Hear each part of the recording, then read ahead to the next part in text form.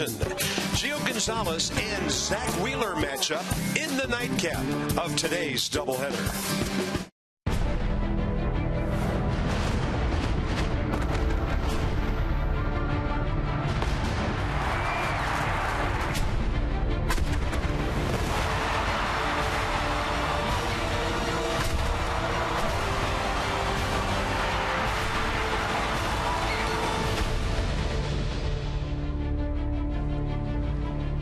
One game in the book already today, and here we go with the nightcap of this first of two day-night doubleheaders. We're just going to slot Jason Worth right into the lineup tonight.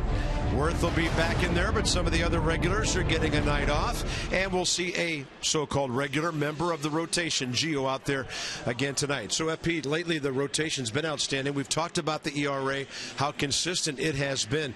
These guys have really been a great unit together. And I think it's what separates them from the rest of the teams in October, the Nats starting rotation. When you look at how it lines up right now with the doubleheader and Steven Strasburg perfectly lined up with 5 days rest for game one, you look at the rest of the way tonight. Gio, Pfister and Taylor Hill on Friday, Strasburg on Saturday, so that would put him at next Friday with 5 days rest, and Zimmerman in game two. So we'll see how it plays out. Nothing official, but it looks like it's lining up nicely.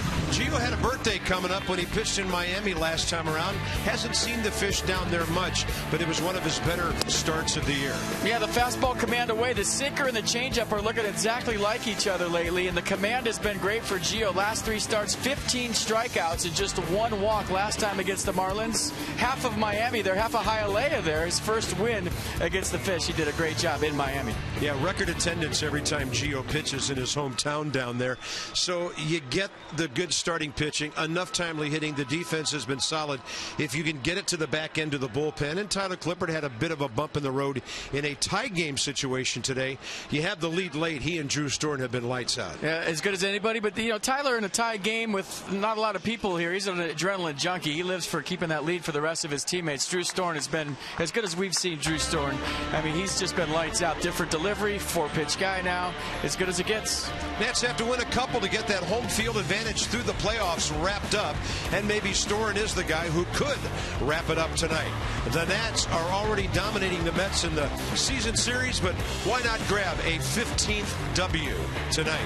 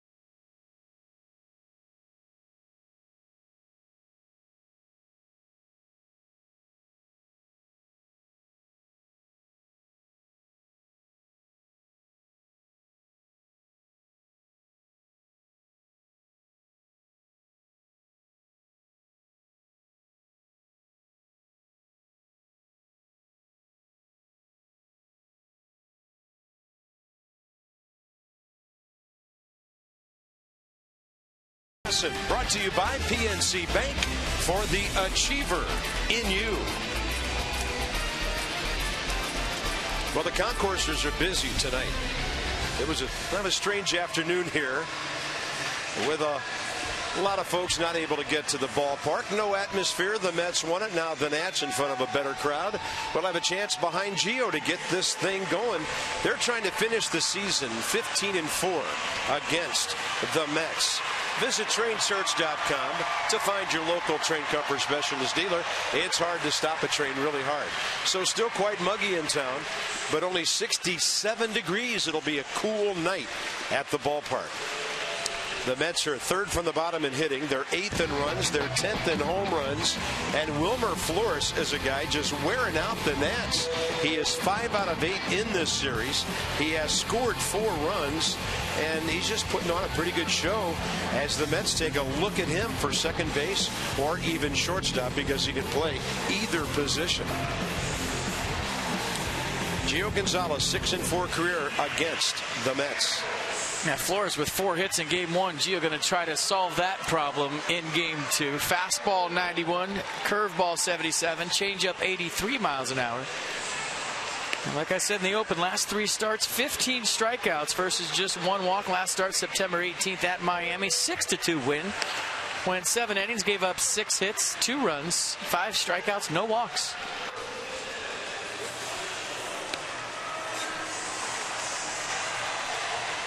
I said the defense for the Nats tonight. Little different look. Nate Scherholtz in center field. Scott Hairston in left. Jason Worth in right. Danny Espinosa going double duty. First game at second game at short. Tyler Moore gets the nod at first base. Cabrera back in there. Rendon back in there. And Wilson Ramos behind the plate. And it was interesting this afternoon. Ryan Zimmerman played left field, handled himself well on a wet track. He went 1 for 4 with an opposite field base hit and a run scored. Just in case you're not up to date, and Nate Scherholtz has actually played center field in this ballpark before. Yeah, first start in center field since 2012 for Scherholtz. He played the last game of the season for the Phillies against the Nats that year in center field.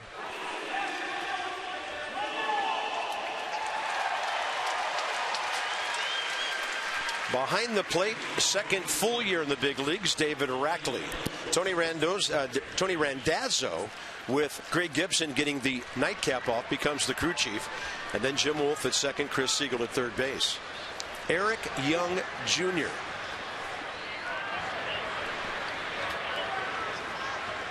Hitting .232 from the right side, .230. And one of the big plays in the first game was when he was a pinch runner, stole second, scored on a base hit to give the Mets the lead. First pitch, and Gio has a strike. We are underway at 7:07.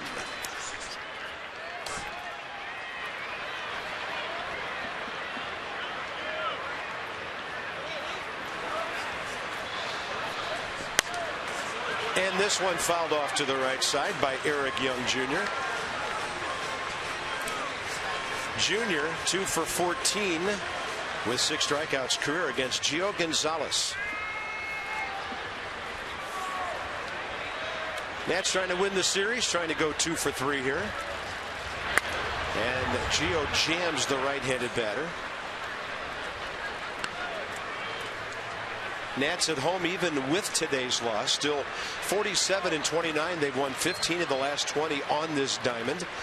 And overall, they've won 5 out of their last 6.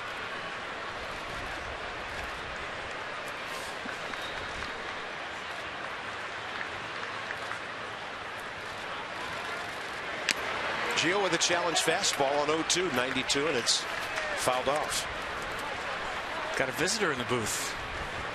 Just not more than one. Wow. Lucas Giolito's up here with his mom, Lindsay. Minor league pitcher of the year. Just got his award on the field. Came up to say hi to the booth. And check out our amazing view of those ants playing baseball down there. Swing and a miss on a big breaking ball, and Eric Young Jr. is down. Well, the curveball's been good for Gio lately. He's been spinning up there nice. Watch the release point on top. A lot of good downward action to it. So a good start for Gio Gonzalez, striking out Eric Young Jr. That'll bring in Daniel Murphy with 1 out. Murphy had a base hit in the first game today that broke up an 0 for 15. Nats got him the second time around. So he is 1 for his last 18, and he'll drop a base hit over Danny Espinosa in the left field. You're not going to hold Daniel Murphy down without base hits too long. I asked FP during batting practice, hey, who's the big tall guy down on the field with the famous actress? And that was like, no, that's Lucas Giolito with his mom. Great to have you guys up here. Hey, Lucas, congratulations on your season, on your health, most notably of all, and on the great award you received today with a couple of other guys down on the field. Yeah, thank you very much. It's awesome to be here. This is a great night for baseball. And I can already tell that 20 years from now, when he throws his last pitch, he's going to be a broadcaster. Yeah, exactly. With that voice. I want his voice. You kidding me? We shouldn't have put him on. That voice is too good. Nothing's worse than a pitcher who sounds like an announcer and an announcer who sounds like a ground screw. I'm talking about myself. Talk about yourself, right? That's awful. This is Eric Campbell with a batting mark of .270 and 2-for-8 career against Gio Gonzalez. So we got a Giolito thing going here. Lucas, what did you learn about pitching this year? Because, you know, a little injured before that. You kind of got almost a full year under your belt. What did you learn about yourself and yourself as a pitcher this year? Yeah, I definitely learned that a full season, a full pro season is definitely a lot different than anything you'll ever experience before. I mean, it's my first time going out there every 5th day and giving it my all for basically the entire year. So definitely learned about, you know, my limits as far as, you know, how much exertion you can do on the mound and you know where you're comfortable pitching at, and you know the best way to mix up and get batters out. It's the job. Well, it looks like you find a solid routine. 10-2 with a 2.20, 110 strikeouts and 28 walks in just 98 innings. So, I mean, a great year, something to build on. And where do you hope to be next year? Other than here? Yeah, I mean, obviously the ultimate goal is getting here as soon as possible, but I trust all the guys in the front office. You know, they know what they're doing. Rizzo's, you know, proven his genius at times when it comes to these things. So, nice. Very nice. And we'll continue this in a little bit. Yeah, of course. We'll give Lucas Giolito and Gio Gonzalez credit for that 5-4-3 double play.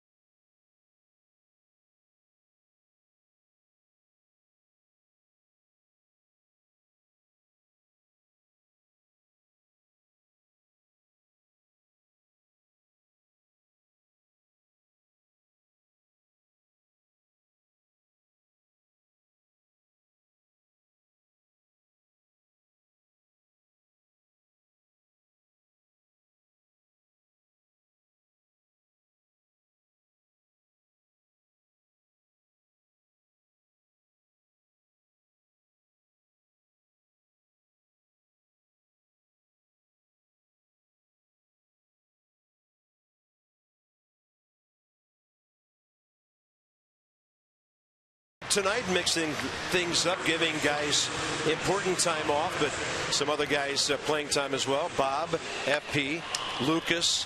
Come on, Lindsay, what are you doing back there? This is the famous mom actress, Lindsay. God. So it's great to have you guys here. You know, and for FP and I, Lucas, we hear about you guys. We hear about what you're doing. We were reminiscing the other night about Anthony Rendon coming up here for the first time a couple of years ago. To get to meet you and see you in person is really what kind of completes the whole process for us. So great having you guys up. Yeah, no, it's awesome to be up here. I'd like to do something like this maybe later on in my career, after the playing part's over. Yeah, long ways away, buddy. Yeah. You take your time. Long after they put the two of us away, you and Drew Storen can just take this thing and run with it. Well, we had you up here, I remember, when you got drafted. Yeah. You were fantastic. We did the on-camera, Had you up in the booth. It's been really cool for me to be able to do that, like with an Anthony Rendon, and then now see him as one of the best players in the National League and watch that whole thing evolve. So hopefully we'll see you soon out there on that slab. Well, speaking of Anthony, here he is leading off. He's had a little time off. He was in the lineup to lead off last night prior to the rainout, and here he goes against Zach Wheeler. Zach has made 7 career starts against the Nats. He's 2-5 with a 5.05 ERA, and overall this year 11-10. Got a good fastball like yourself. It averages 95 miles an hour, right out of bed 97. I think he's still working, speaking of Zach Wheeler, on his command. At times he'll kind of be all over the place. He's a guy you got to get in the strike zone, make him throw strikes. Once he establishes that, then you go to work. But sitting 97 in this cold weather, well, I'd say it's somewhat cold. I'm from California. That's pretty impressive. Rendon at 286, 5th in the league with 172 hits. And he's not going to swing at something he doesn't really like on 2-0. Well, everybody talks about velocity, and your velocity upper 90s, but at the highest level, it's about the secondary pitches. How are those? I agree. I actually worked on that a lot this year, especially in the second half. It wasn't about velocity. I would have games where I would be 91, 95, but I was mixing in a lot of changeups, a lot of curveballs, and it kept hitters off balance. Sometimes you don't even need to go out there and blow it out as hard as you can. So you just kind of sit somewhere in the low 90s? In a very low, comfortable spot, so you know the ball's coming out of your hand free and easy, and you just mix it up, have fun. That's great stuff. 2-2 to Rendon. And that's a nasty breaking ball in the dirt, locked him up, and the tag by Anthony Recker for the first out. So now the rest of the Nationals lineup. Cabrera and Worth behind him. Wilson Ramos was batting cleanup on opening day in New York. So here we are almost 6 months later, and he's back in the cleanup spot. And against the Mets, he's done serious damage against them. He had a rehab game in Hagerstown earlier this year where he had a few at bats, and I think it was the second or third at bat. He took maybe the easiest swing I've ever seen and just hit a laser over the right field fence. He is some kind of strong. Yeah. Not to mention the fact that he has 46 RBIs in 84 games, and he's probably only been 100% for maybe half of those games, coming back from some of the injury bugs. So here's Asdrubal Cabrera, 0 for 3 in this series with the base on balls, and a big-time addition to our ball club for the stretch run. Now playing in his 46th game. And this one out to center. Granderson broke back, now has to tear in, and in fact it's going to be Tejada getting to the ball and unable to put it away. So a big swing guy by Cabrera, and he'll be aboard on what may be the Mets' error on the shortstop. Well, Lucas, you like pitching in this ballpark when it's cool out because it plays as big as any park in the league. And today, with the cool temperatures, wind blowing in, you saw Granderson break back on that. And then Tejada just kind of drift. As a shortstop, you want to get back, square your belt buckle up to home plate and make that play, but he drifted with it. And I'm waiting for a scoring decision. What do you think? I'm sure Lucas would have called that E6. He's a pitcher. Everything's an error. Yeah, nothing adds up to an earned run for these guys. So here's Jason Worth. That's Tejada's 8th error of the year. And next up is Jason Worth. So how is it as a power pitcher when you immediately have to go to the stretch? First guy gets on, you don't really get a chance to get your mechanics set in the windup, and you go right to the stretch. For me, sometimes the stretch is a good thing because everything works a little bit faster, and when you have to move your body faster, you can start to get into sync a little quicker. But I definitely like pitching out of the windup. You have nobody on base, you're relaxed, you have a nice slow tempo. But yeah, I mean, no pitcher wants to be pitching out of the stretch. That means guys are on base and there's a chance of them scoring. Interesting. Love it. 1-1 to Worth. 6 for 19 with a home run against Zach Wheeler. Lucas Giolito with us. 16th overall player taken in the 2012 draft. Lucas, how were you chomping at the bit this year? Because you're a professional ball player for 2 seasons, but you only had 12 games under your belt over that entire time.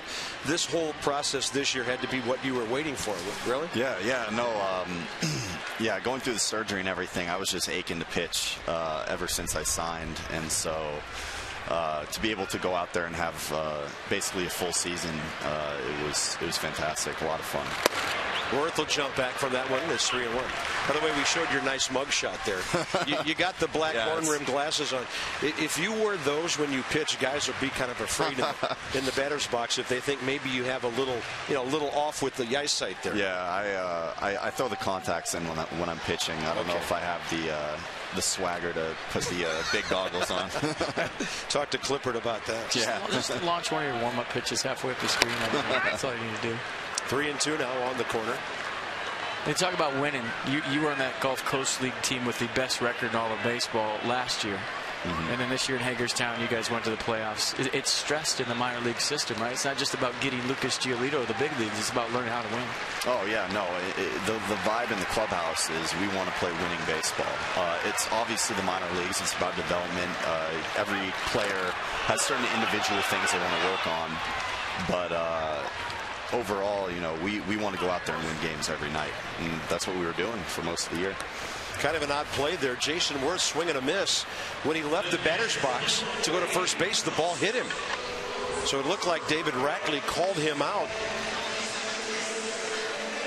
Cabrera was running on the pitch, and here's the hardware. Which one is it? The plaque in the middle. You got this one right? Wait. Oh, there you go. All right.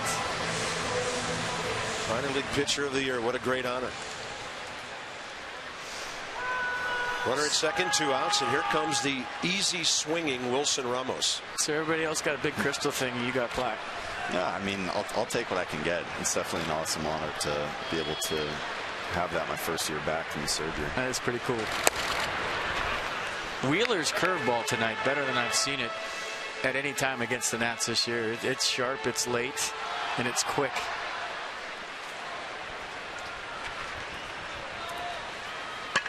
Wilson Ramos against him, career 2 for 9 with a double.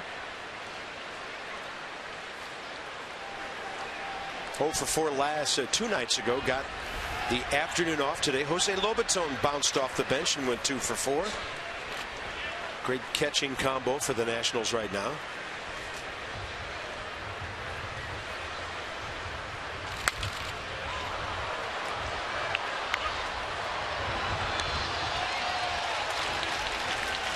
Wheeler career 18 and 15. This is his 49th start.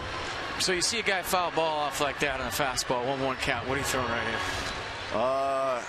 Straight back like that, maybe we'll mix in a curveball or changeup. I mean, if they foul the ball straight back, it probably means that they're right on it. They just missed it by a little bit. So I would expect a breaking pitch or an off-speed pitch. Let's see. Unless he wants to go back in. I agree with you for the record. Yep. Yeah, he did go back in with 95. 2 balls, 1 strike. You can always do that too. If you have good velocity, you can always go in. Yeah, 95, a little run to that one. Yeah. They got a base to work with. Left-hander on deck and Nate Scherholtz, even though it's a first inning. See if he challenges Wilson with a 2-1 fastball. Doesn't seem like too many guys do that anymore. A really effective pitch is 2-1 changeup because it comes out looking like a fastball and they want a fastball. So you can get a swing and a miss a lot of the time. Carp, I'm just going to go home. You two got this. This is great. This guy's not 20. He sounds like he's 30. My goodness. I'm going to go watch in my condo. 2 balls, 1 strike. Ramos pulls it left side to his left. Daniel Murphy. And the Nats get a runner aboard and strand him. Lucas, best of luck. Great having you with us, buddy. Yeah, thank you. Can't wait to call your first game in the big leagues. Oh, I can't wait. Good job, man. Thank you.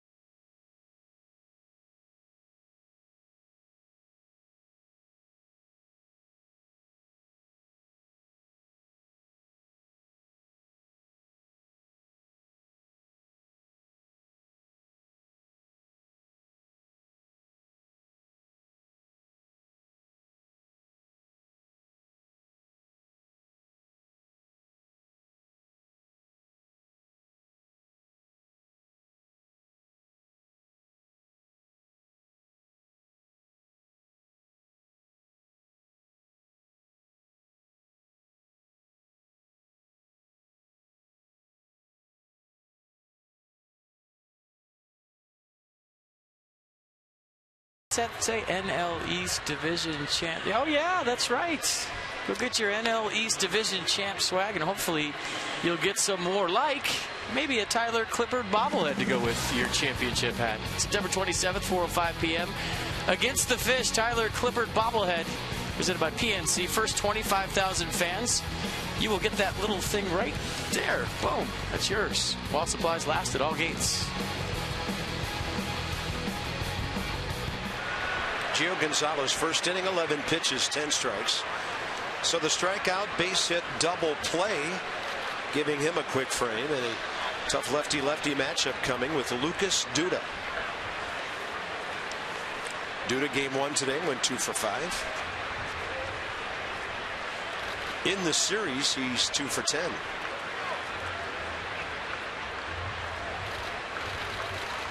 Impressive young man right there, huh, Cart? Very much so. Totally impressed. And we haven't even seen him pitch. Fastball is supposed to be right around 100 at times.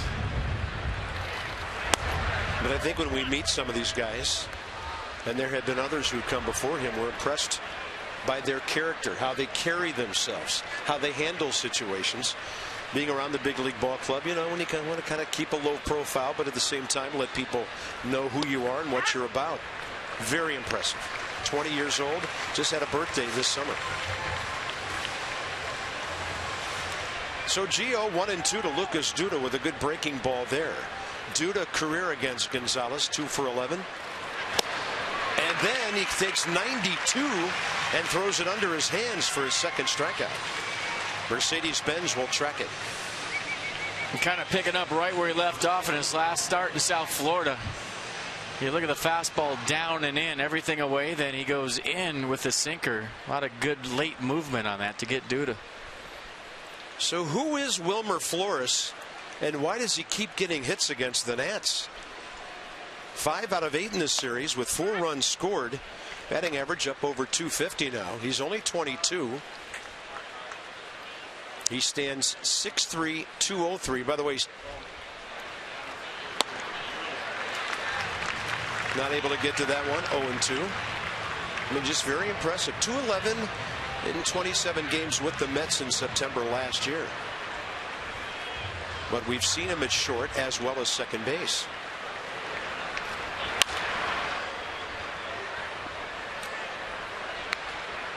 But I'll tell you what, a 4-hit first game and a doubleheader sure loosen you up for game 2. Man, yeah, he was batting second in game 1.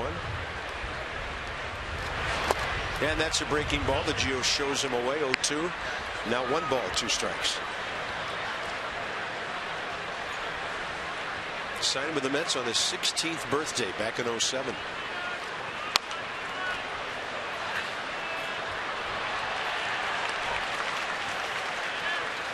So he just turned 23 in August. Gio, a strike thrower to say the least so far. A little bit low.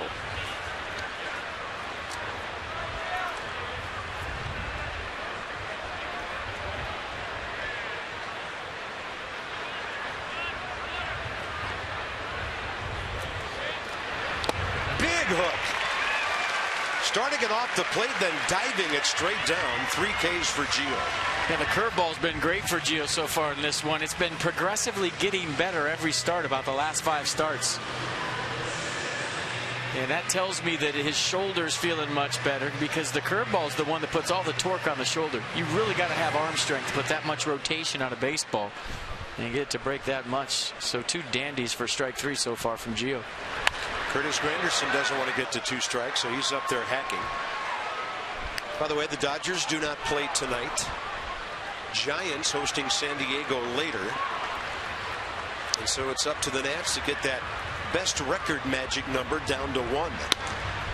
That's high and tight, 1-1. How great is that? Clinching your division at home with an off day the next day. Did they all make it?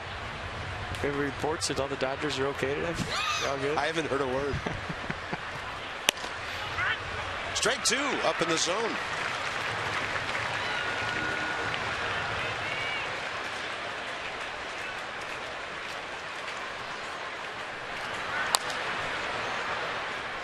He's in some kind of rhythm right now, too early in the game, which always is huge for Gio.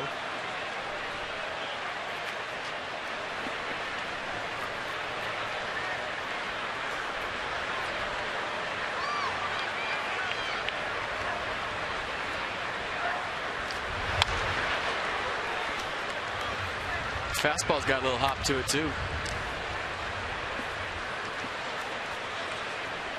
Granderson 3 for 4 with a walk, 3 RBIs this afternoon. He's had a good series, 4 out of 8. That's a pretty good pitch by Gio. Maybe a better take by Granderson. Steve McCanny liking what he's seeing right now from his left-hander. On the corner, he strikes out the side, and you might say early in this one, Gio Gonzalez is channeling 2012. Now first Duda, sinker, then Flores, and then a perfectly placed fastball to Curtis Granderson.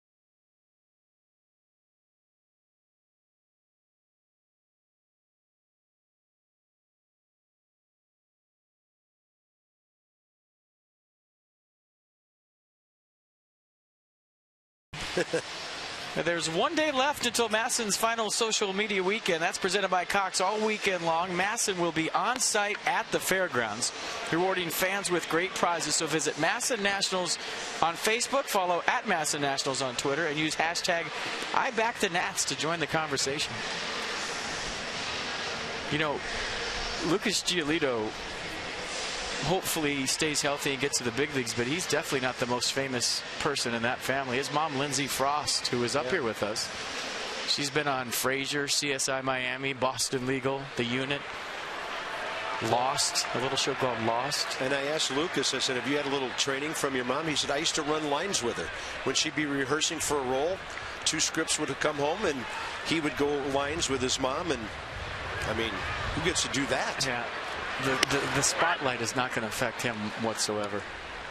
Been around it his whole life. Nate Scherholtz. Pinch hit RBI this afternoon. Playing in his 20th game as a Nat. Usually an AB here or there, but a starting nod tonight. He's 7 for 34 with Washington. And overall this year, 7 home runs and 38 batted in.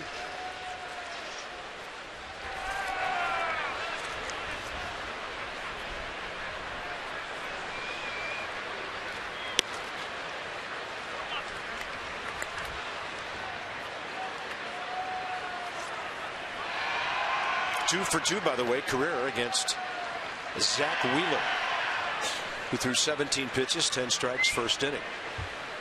2-1 to the leadoff man. What a 90-mile-an-hour changeup by Zach Wheeler right there. His stuff has been electric so far in this one.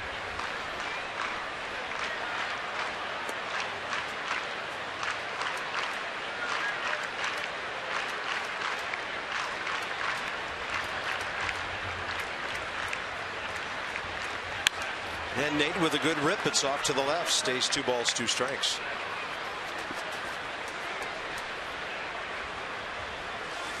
Pirates are underway at Atlanta. They're a game and a half behind St. Louis. St. Louis does not play tonight. Pirates could be a game back going into the weekend if they can win at Atlanta. Scherholtz out to right center. Eric Campbell over.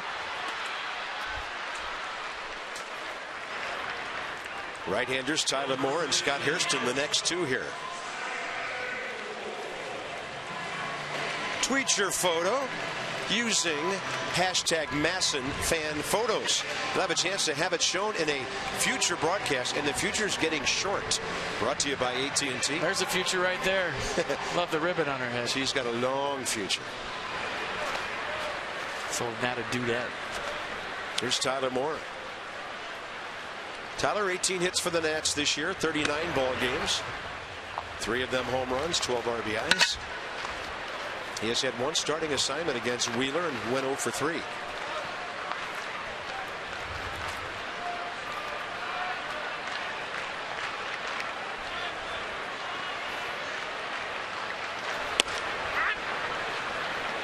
David Rackley took a bit of a look at it and called it a front door strike. Yeah, but when you're facing a guy who's throwing 97, he starts dropping 1-0 curveballs in there for a strike. It's going to be a rough evening unless things change.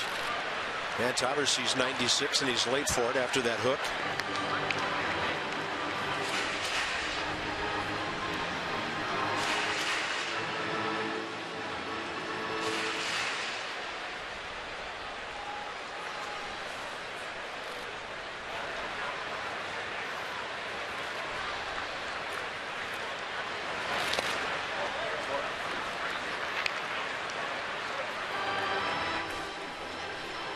"17 homers for the young man they call Timo in the clubhouse.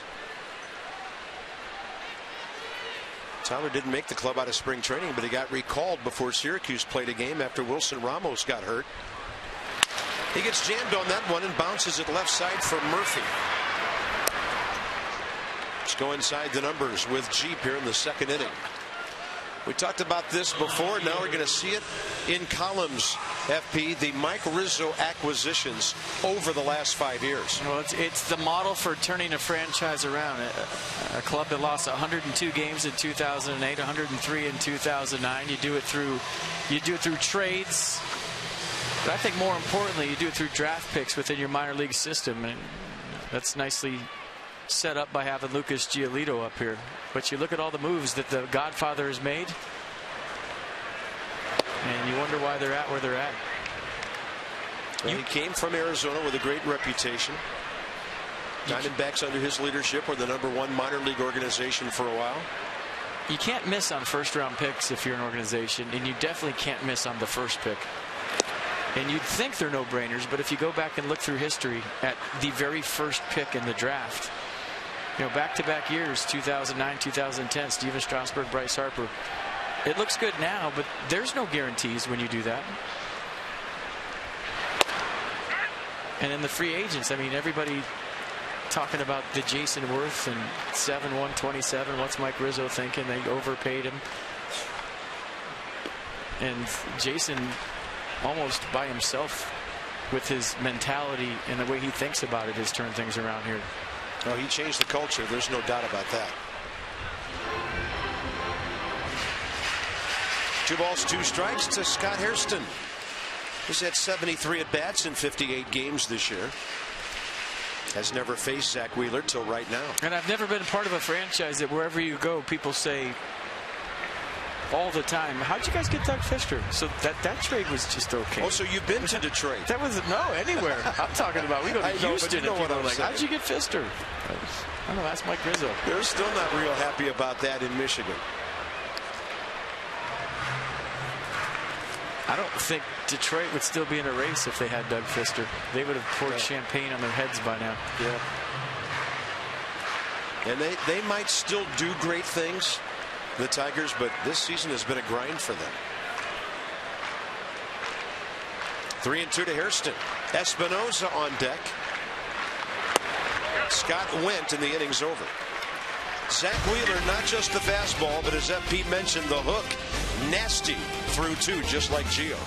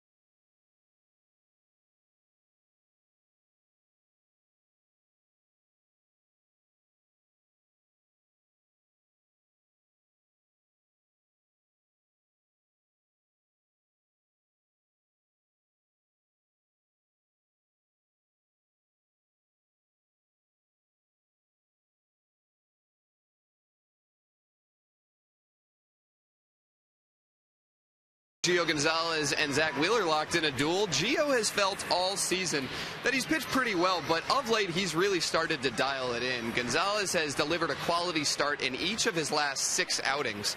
And over his last 3, he has a 15-1 strikeout to walk ratio. That's coming into today. There's only been one other time in Gio's career that he's allowed just 1 walk over a 3-start span. That was in September, all the way back in 2008, his rookie season. So as we've talked about, his fastball velocity has improved lately. His curveball has been sharper. And guys, he's pitching his best as the postseason approaches. We love the pace with which he is working, or at which he is working. And that's Dan with our AFCEA sideline report. AFCEA, the Association for Global Security Professionals. Another breaking ball, it's in there, and it's 1-1 to the catcher, Anthony Recker.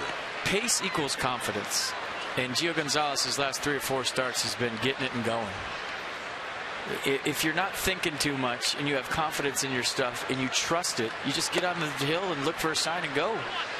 It's like in golf. If you play fast in golf, you know what you're doing. If you stand over and take 6 practice swings and you're thinking about your shot, you're going to have balls hit at the back of your head in the fairway because the threesome behind you wants to play through. 2-1.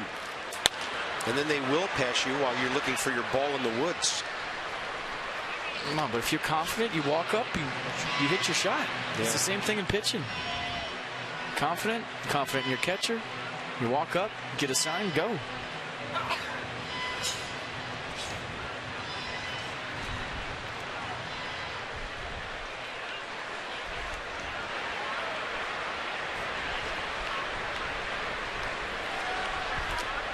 Two count. Then he's got 93 upstairs. And Gio Gonzalez has struck out 4 batters in a row. Nissan will track it. He struck out 5 of the 7 he's faced. Climbing the ladder, record can't catch up. 93, playing about 95, 96.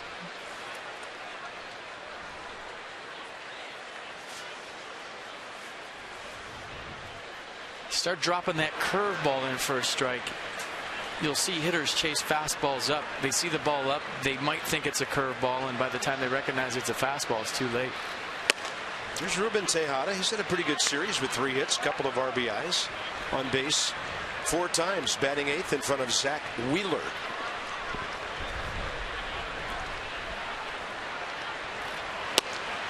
I mean, swing and miss stuff, and that's the changeup. I mean, he's getting oohs and ahs like a fireworks show right now.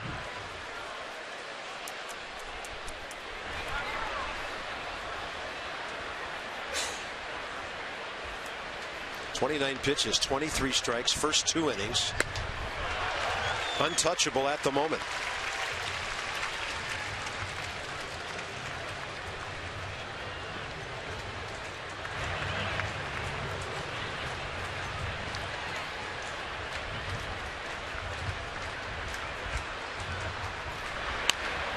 Good curveball. Yeah, guys are fighting for their lives just to stay alive here.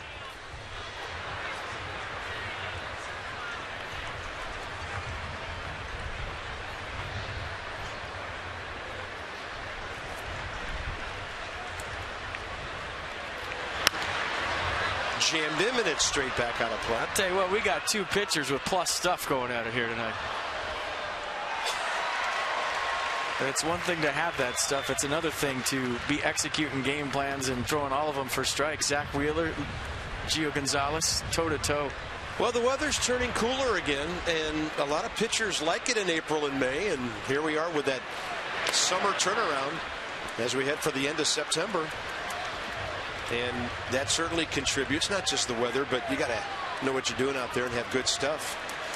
But I mean, we're simulating October playoff conditions at the Yard tonight. 2 balls, 2 strikes. Another strikeout. 5 in a row. 6 of the first 8. 2 down. This is just pure domination first time through the order for Gio Gonzalez. 5th strikeout in a row. Here it is. Over the top of the off speed. And now let's see if he can get Zach Wheeler. Make it 6 in a row. Wheeler, right-handed pitcher, left-handed hitter.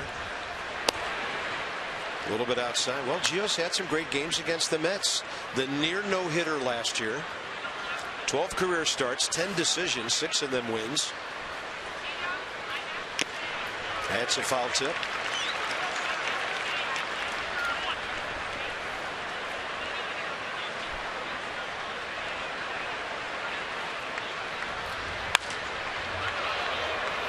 Well, this is where you think everybody get on their feet. Going for K number 6 and striking out the side. 2 innings in a row.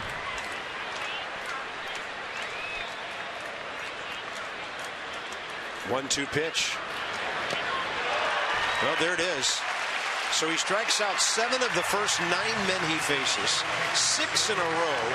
Gio Gonzalez, untouchable. Nothing here for Anthony Record. Ruben Tejada's had a good series. Doesn't matter there, then he gets the pitcher.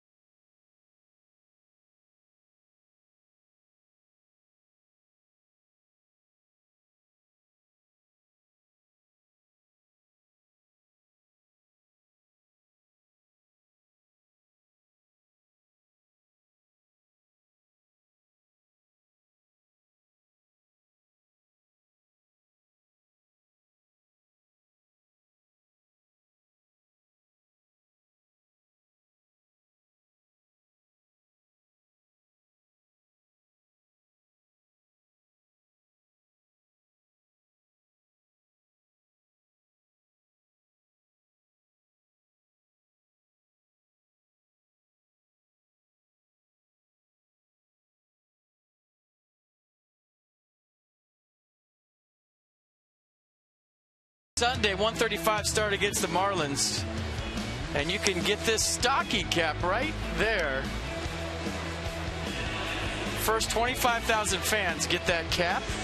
It's the same one Mass and Dan wore during Nats Extra this evening. He did it all gates while supplies last. Yeah, Mass and Dan had one on today. Yeah, that's good. He looked good on him. Yeah. Bottom of the 3rd, Espinoza, Gio, and Rendon. No Score, DC area Toyota dealers, helping children in the area and their families, because they donate $37 to the Children's Inn at NIH, National Institutes of Health, for every strikeout by a Nats pitcher this season. And they are banking some serious Gio Gonzalez cash tonight. It's a good-looking jacket. Staying warm. Lady behind him praying he'll get a chance to sacrifice. Espinosa leads off. Danny had a good day with the bat today. He had 2 singles, scored a run. And Espinosa is 9 for his last 29 over 13 games.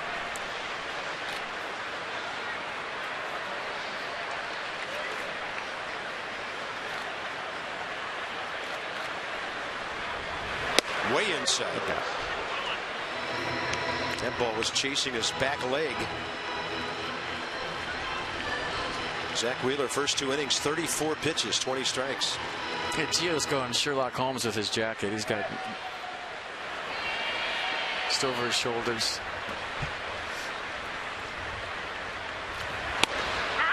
That's on the outside edge, running away from Espinosa. Danny Carrera against Wheeler. A couple of doubles, 2 for 3. There he is. He's taking practice swings with the jacket like that. And then Wheeler comes inside, and Espinosa strikes out. 4 for Zach Wheeler.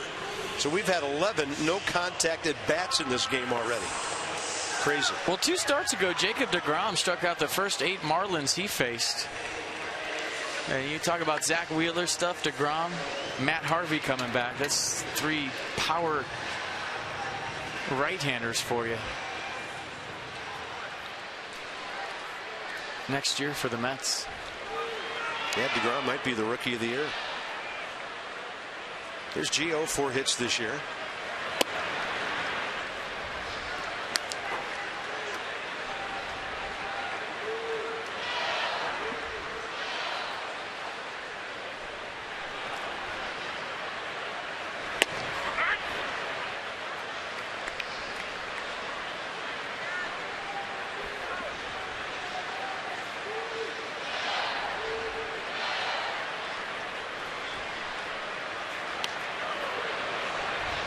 Regulation hitter couldn't handle that curveball.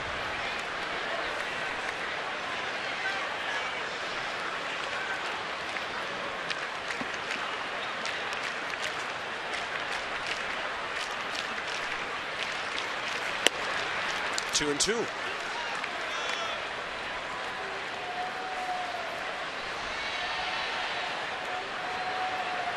Pittsburgh adds a run at Atlanta. Pirates now leading 2-0. And there's another strikeout. So Gio 7 Ks his first time through the lineup. Zach Wheeler, number 5. And for the Achiever and PNC Bank, with our minor league report, we continue to count down the prospects. And Steven Souza Jr., we might be shortchanging him a bit at number 5. But what a season he had. And he's a little older than some of the younger guys in the organization. Been in the minor leagues for a while. But a monster season and the organization player of the year. 99 players were taken before him 7 years ago. That's from the Nats website. They rank him. I mean, if Souza would have went deep in game 1, he'd probably been 3rd.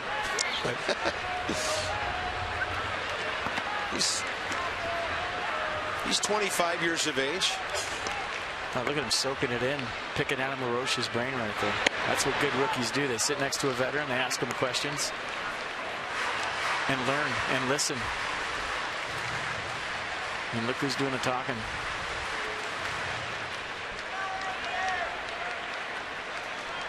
I would love to be a fly on the wall right there. Yeah. That ball well hit. Anthony Rendon with his 173rd hit of the year. He's a machine. He's aboard with 2 outs for Cabrera. A hitting machine. It's a curveball right. Look, maybe a slider. And that is the first hit of the game for the Nats, and oh yeah, there goes the no-hitter. Anthony had 93 hits in 98 games last year. I was going to let Lucas Giolito do the honors. I was hoping they got a hit when he was here. Nobody's going to get a hit when he's around. You kidding me? Here's Cabrera. Pop that ball into center that Tejada dropped first time. And Zach Wheeler moves him back with a first pitch up and in.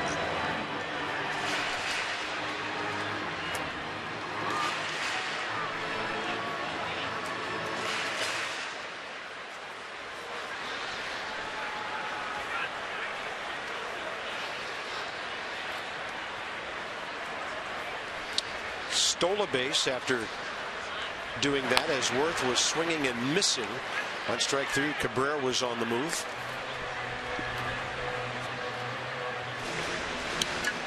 Playing in his 46th game as a Nat.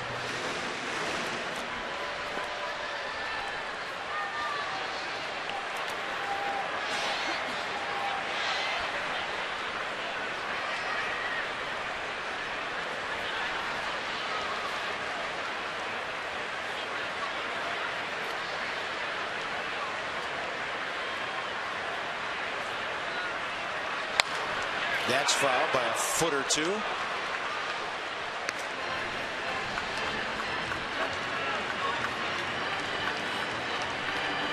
If I remember right, last time the Nats faced Zach Wheeler, he came out of the chutes firing, and then he had a little lull with command, and after that his off speed started to flatten out a little bit, and they took advantage. Yeah, Harper got him early with a homer in the second inning. He was pretty solid for a while. Ended up going only 4+. The Nats got 6 earned runs on 7 hits in that 10-3 shellacking. That was that Saturday night bounce back game you referred to after the bitter loss on Friday night. And then the Nats went ahead and won 3 out of 4 in that series. Yeah, that was the 97-mile-an-hour fastball that Bryce Harper turned around. And with Rendon on the move, Cabrera fouls it. Anthony stealing this year, 16 for 19.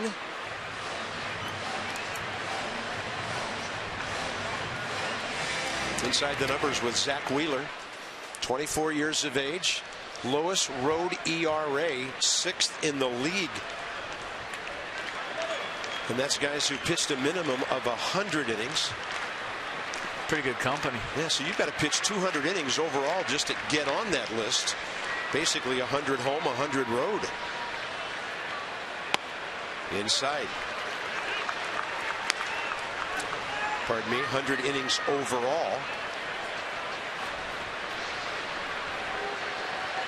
Wheeler, if he has a good start tonight, will be up in the 186 to 187 range with his innings this year. Then for some reason the Nats have had his number a bit. 5.05 ERA, 2-5 career, 7 starts. And a ball to the right side from Cabrera. Wilmer Flores takes care of that. So Gio's faced 9 hitters, and then Wheeler just 2 over the minimum.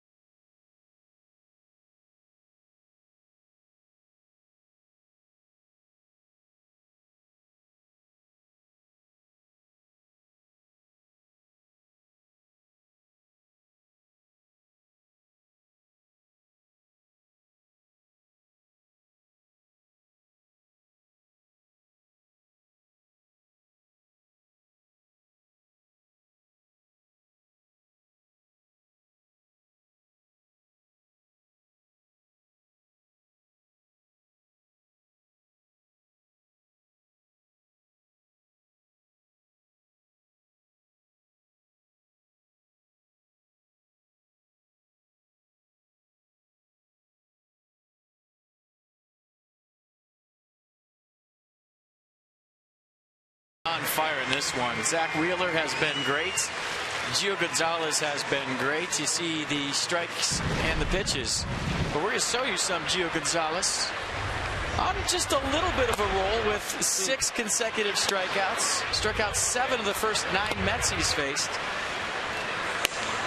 And gave up a single to Daniel Murphy. But other than that, he has been absolutely on fire here tonight. Fastball, curveball, change, doesn't matter which one. Pull him out of the hat. He's throwing them all for strikes, and they are all sharp.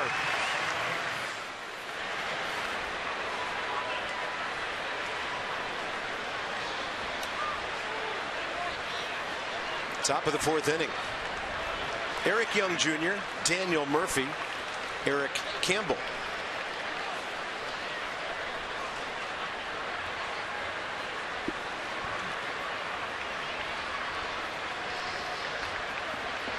.45 pitches, 34 strikes. Yeah, I might show bunt too and get some people moving around. Eric Young, speed on display game 1 today. He was a pinch runner in the 8th inning for Juan Centeno, the catcher, who had walked. He stole second and then scored on a Matt Dendecker single to left. It gave the Mets the lead. They would go on to add a couple more. Beat the Nats 7-4 today. That game had 25 hits, 15 by the visitors.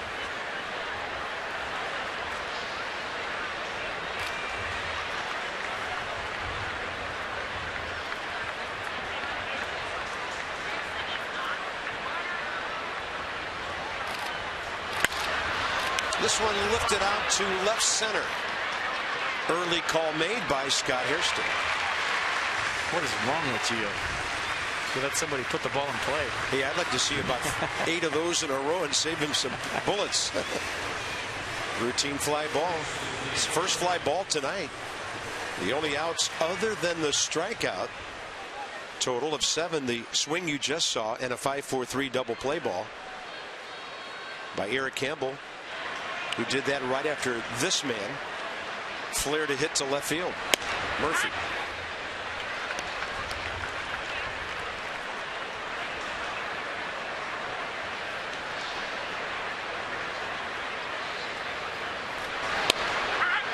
Another strike right on the edge.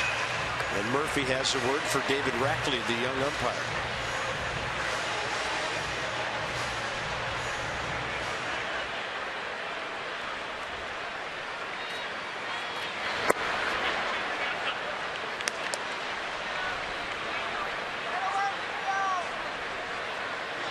See if he spins one of those curveballs in here. Doesn't need to. Yeah, he goes power away. Strikeout number 8.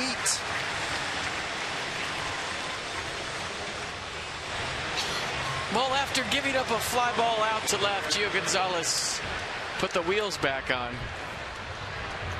Got back to the strikeout with Daniel Murphy.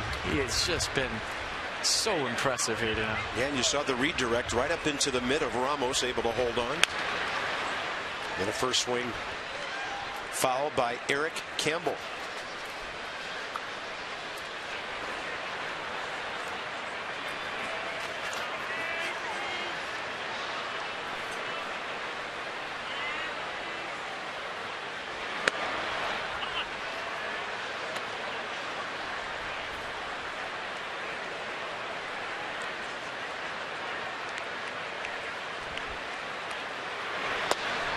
The curveball for a strike.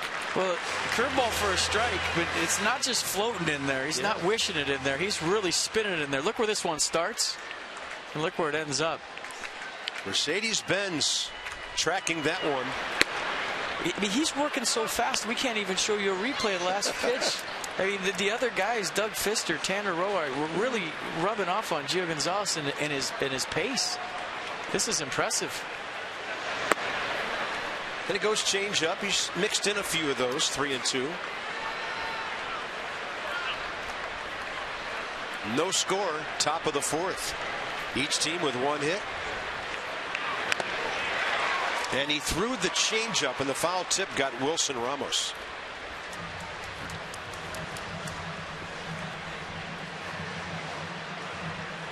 That staggered him. Home plate umpire David Rackley goes out to give Gio a baseball and takes a stroll with him. But there's nothing a trainer can do for that one.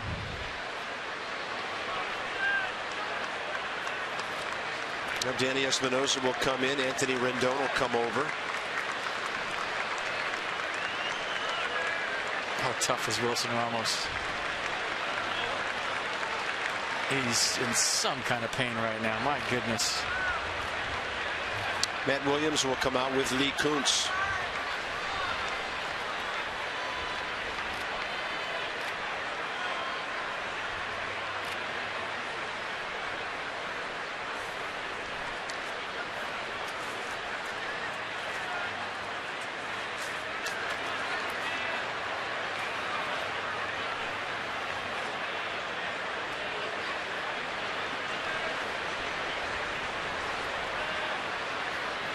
I don't think Jose Lobaton compared to watch. Catchers know what that's all about. He might be getting his gear on, actually, just in case. Stretching out.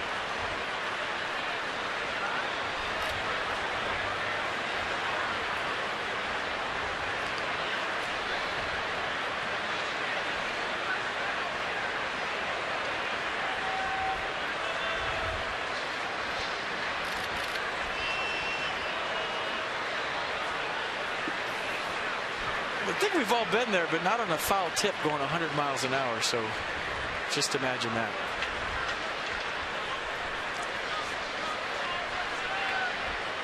Make you sweat.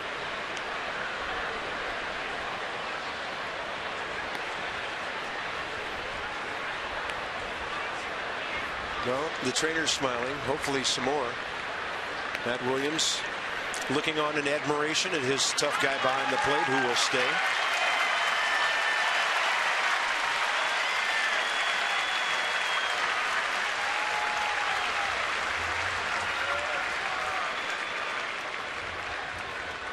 It's a tough dude. 3 balls and 2 strikes is the count on Eric Campbell. Well, Ramos in great sync with Gio here.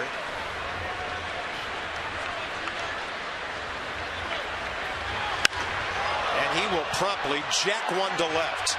Can the yard hold it? Yes! And Hairston there to grab it.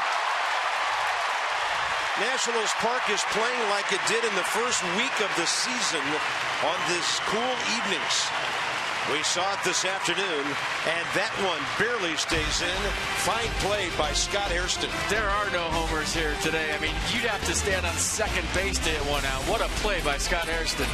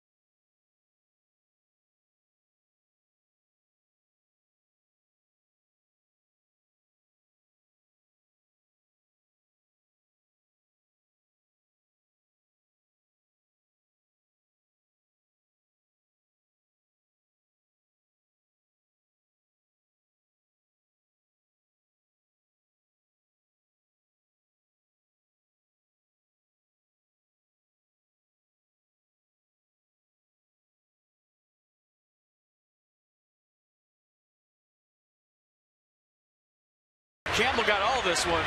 Can't hit it any better. We've seen lesser balls go about 10 rows back this year, but the ballpark playing big, cool night, wind blowing straight in from left. And look at the play by Scott Hairston. Found the fence. Serious athletic ability. A little bit of hang time, too. And robs Eric Campbell of at least a double. Gio Gonzalez appreciating the effort. Fist in the air. And high fives from everybody when he gets back to the Nats dugout. Denard Span, the gatekeeper on those plays, greeting Scott Hairston.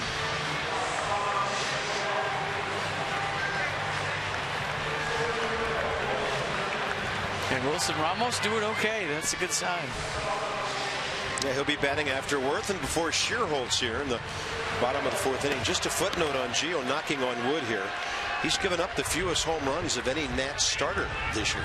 Kept that one in the yard barely. If home plate moves to second base, you have a chance to go deep tonight. Otherwise, well, who knows? But only thing I don't know. Probably have to be a low laser down either line to get out of here. Worth, low laser. That'll be a base hit. Wilmer Flores unable to handle it on the backhand dive. And the Nationals have their second base hit. Yeah, they're usually a second time around type of ball club. So 2 for 3 second time around. Rendon with a single in the 3rd. Now Worth starting up the 4th with a base knock.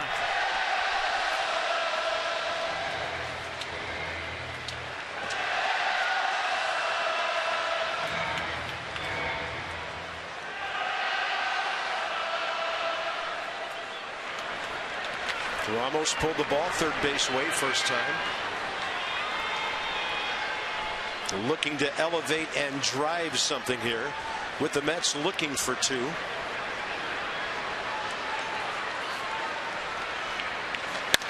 I was about to say a lot of hitting room right side.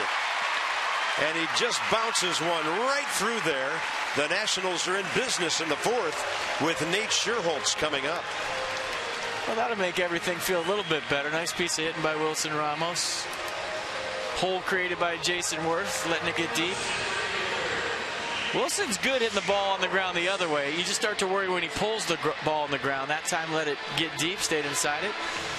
And now the Nats 3 for 4 second time around. Eric Campbell, by the way, knowing Worth's reputation, charging hard on that base hit from right field. So here's Shearholtz, who hit a fly ball to right first time.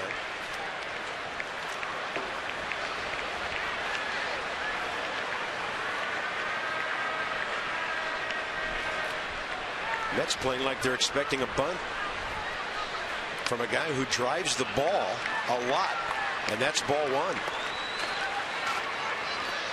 1. Murphy even with a bag, even on the grass at third base when that pitch was delivered. A bunt for a hit right here wouldn't be the worst play in the world. Worst thing it could be is turn into a sacrifice. And the way Gio's pitching tonight, 1 run might be all he needs. That ball bounces. 2-0. Maybe Wheeler rushing things a bit.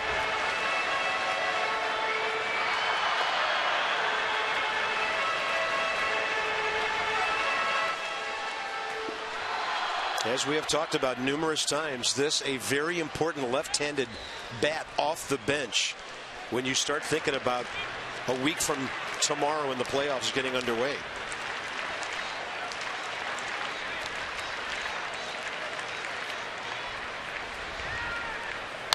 Shearholtz pulls it foul, 2-1. When everything's set, right? All the teams are locked in. The only thing left is home field advantage throughout for the National League and where the Giants and Pirates are going to play. Season end today. They play in Pittsburgh.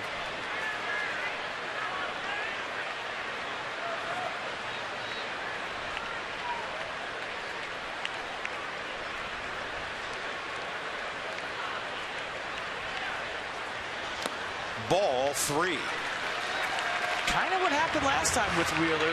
The off speed started missing. And once the off speed starts missing, as a major league hitter, you just look for the eater and get all over it. Doesn't really matter how hard it is. No, Shearholtz between the Cubs and the Nats, 7 home runs this year.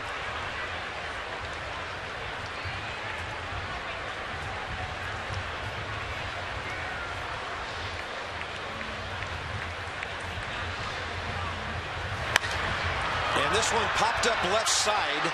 It's going to be close. It is out of play.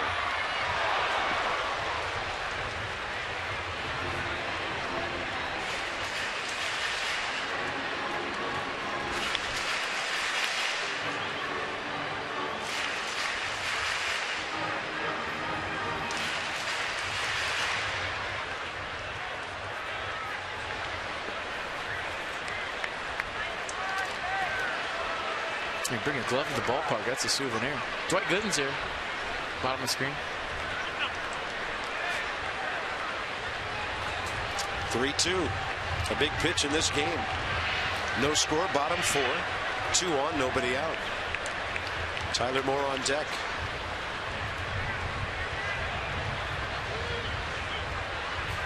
And he walked in to load the bases.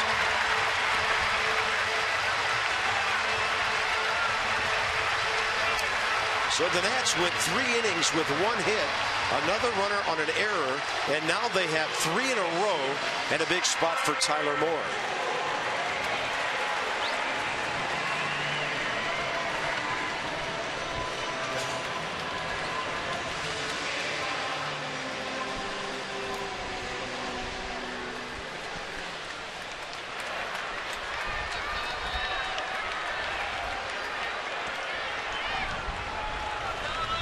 For 4 career against Zach Wheeler.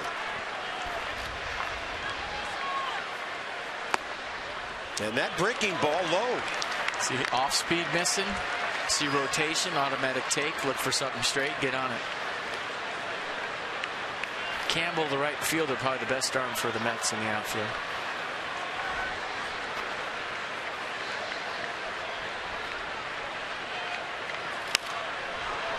He saw 96. Tried to turn on it, straight back it went. Jason Worth led this inning off with a base hit off the glove of Flores up the middle. Wilson Ramos a clean bouncing single through the right side. And Nate Scherholz a solid at bat with a walk to load him up.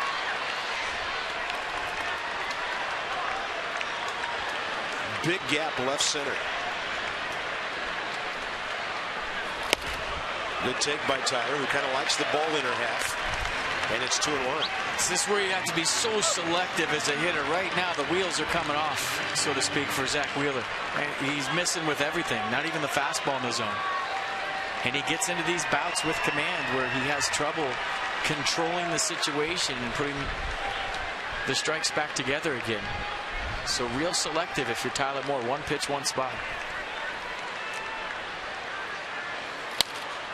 Slow roll to right side. Tyler's going to have to hustle to keep them from turning 2.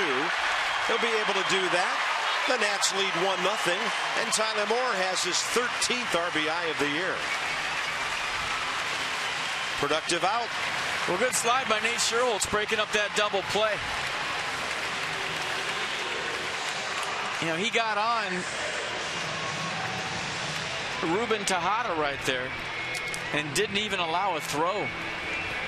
So good baseball by Scherholz. And watch the slide. Late, tough, and you see the double pump by Tejada. He can't even get off a throw. Might have been close at first base. Scherholz playing hard. Give half an RBI to Nate.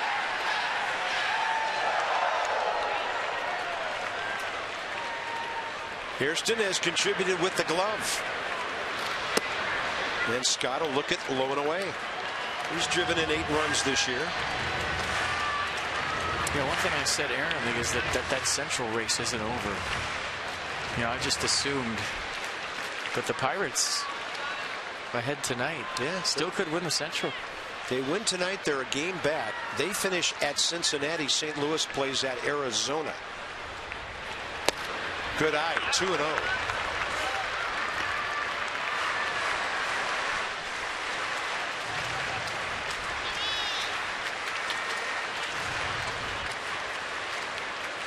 Everyone around town, when I'm out and about, asking me, like, who do the Nats want to play?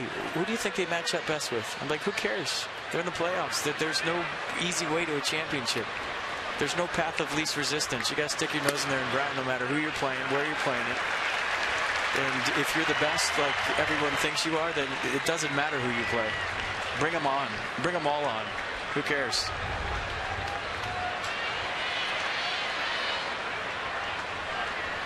(3-0).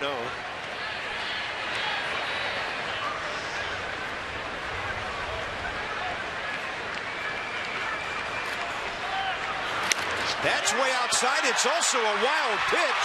And here comes Ramos.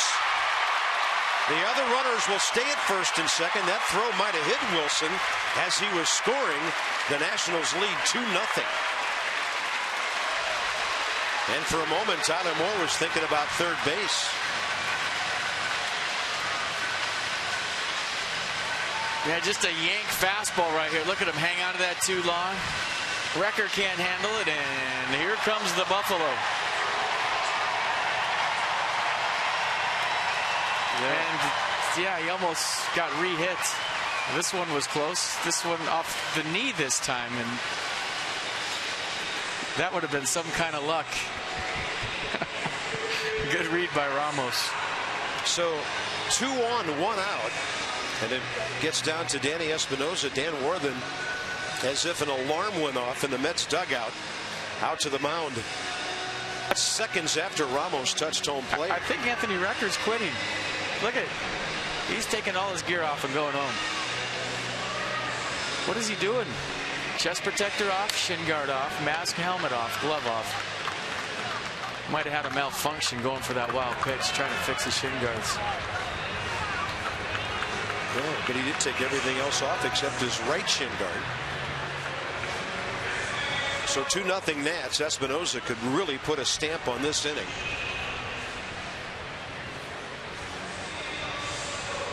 I don't think I've ever seen a catcher totally take all his gear off like that on the field. Getting there.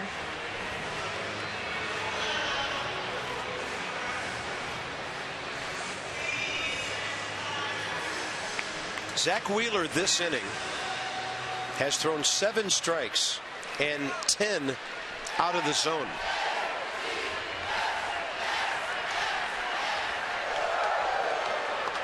And the chant from the upper deck indicates it's 2-0. Espinosa struck out swinging first time. Danny is 2 for 4 career against Wheeler.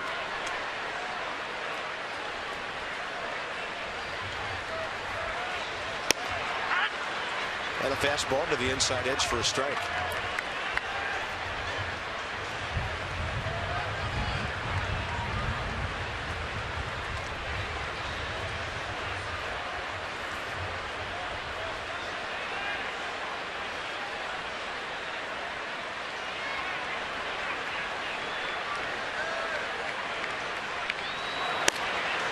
Good take.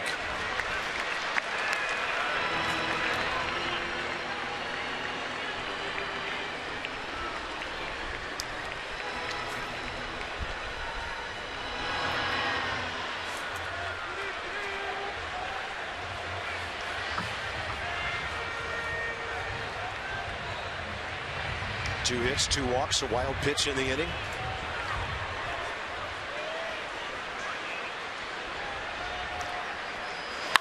And Espinosa with that ball heading away. Nice swing, strike 2.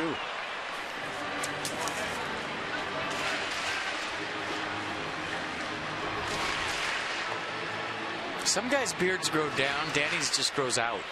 It's a lot like Russell Martin's. They just kind of, they get wide. That is a manly man's beard.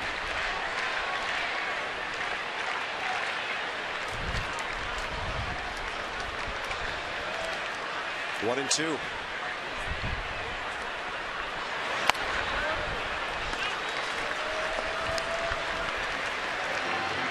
But those are the kind of beards you name.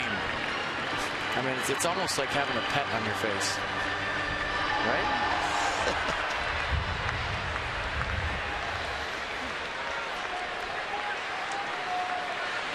I'd like him to name this one Knock. I like it. Come in.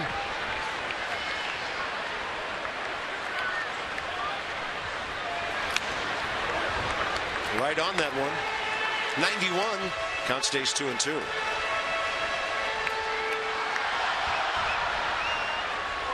Center fielder Curtis Granderson playing almost every hitter here. About 10 feet the other way. So the pull side gap has been wide open for almost every hitter here, right-handed or left. Wheeler trying to live on the outside edge.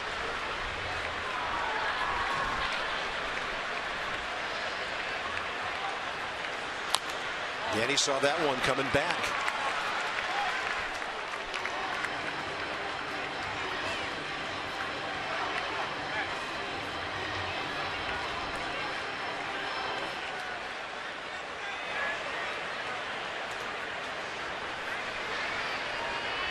Good battle here by Danny Espinosa on the Nissan track of the entire AB. In early with the fastball, away late. 2-0 Nats, bottom of the fourth. Wheeler laboring. Espinosa, and that one slammed foul. Wheeler laboring, Espinosa battling. He started this inning with 52 pitches. He's at 76.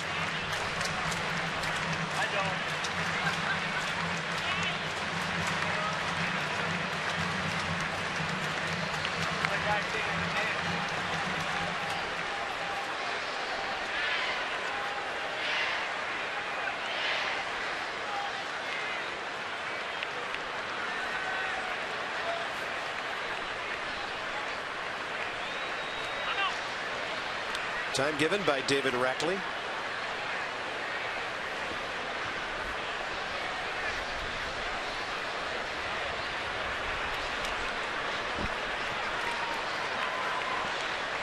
Difficult fourth inning for him. Still only one out.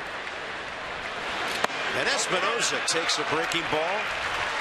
3-2 now. Was so locked in. He's focused on this at bat. Really grinding.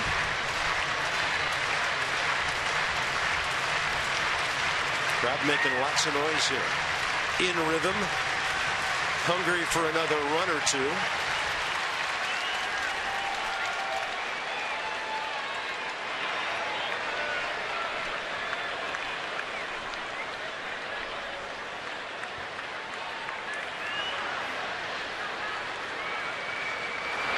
And Espinosa just refuses to go. This is great.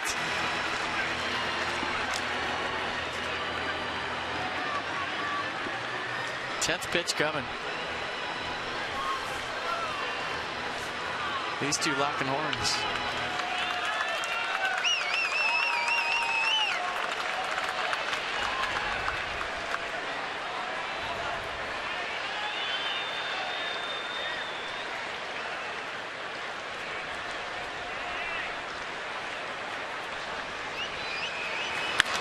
Espinosa up the middle. The bases will be loaded. Tyler Moore had to go straight backwards until he knew that ball was going through. What an at-bat. Maybe the best of the year for Danny Espinosa. Yeah, that's fighting right there. That's just sticking your nose in there and grinding. And the 10-pitch battle goes Espinosa's way, fighting off a fastball in the inner half. Perfectly placed up the middle. You see where it hit on the bat, not on the barrel by any means, but watch the placement. Good read by Tyler Moore. He couldn't take off on that. He didn't know if Wilmer Flores was going to lay out and try to dive for it, so advances 90 feet. And the bases are loaded for Gio Gonzalez, and the night he's having, wouldn't be surprised if he gets a hit. Gio struck out swinging first time up. He is the 7th National to bat in this fourth inning. He has 2 RBIs this year, 7 in his career.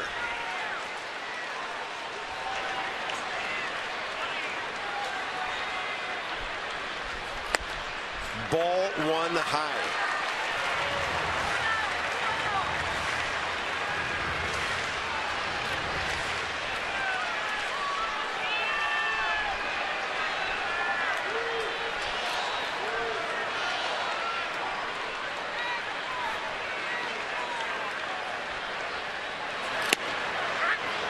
High strike, inner edge, count even. Might have been taking a strike right there. Now you go to work.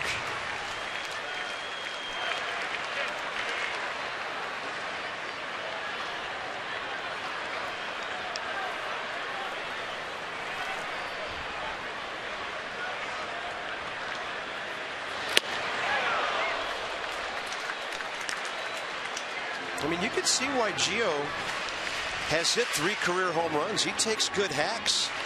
They run into one about once a year. And that was an aggressive hack at a fastball up.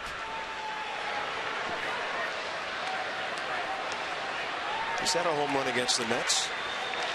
I think you stay aggressive like that even in a 2-strike count because you have a guy on deck that really knows what he's doing.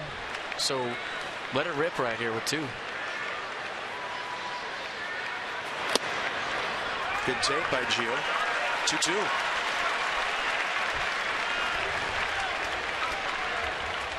Yeah, that guy, he can hit.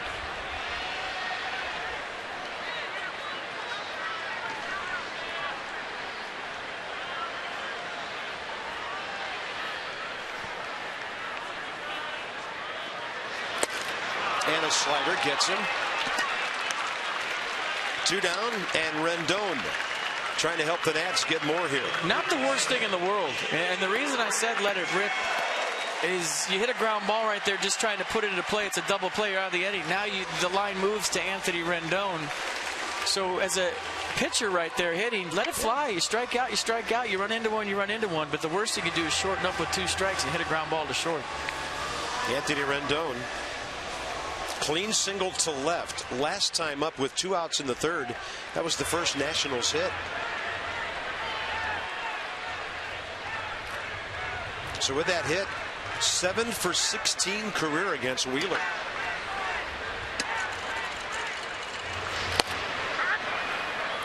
Fastball right in there. 93.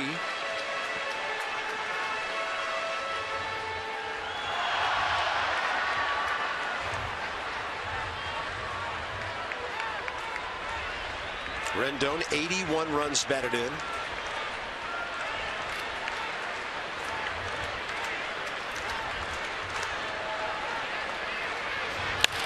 That was a front door breaking ball that jammed him, and it's 0-2. His bat is so quick at times, you can almost see it. It's like, oh, that's a strike. I'm going to swing. Most people can't wait that long to make that decision.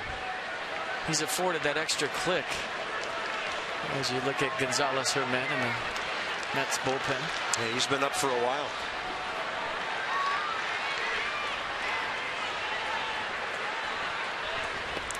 Oh, 2 to Rendon.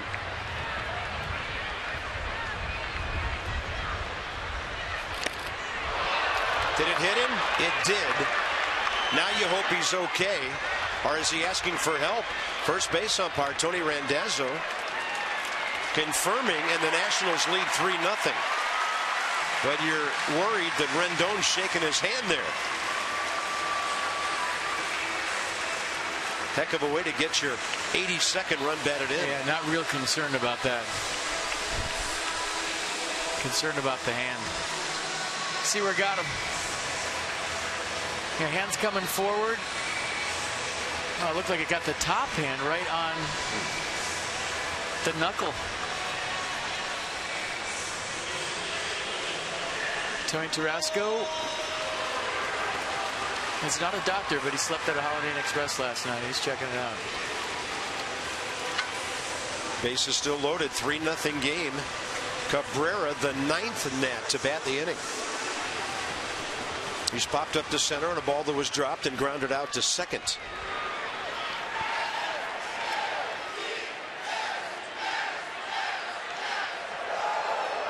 So 2 runs in this inning on a wild pitch and a hit batter. The other on a ground ball. Ball 1 to Cabrera.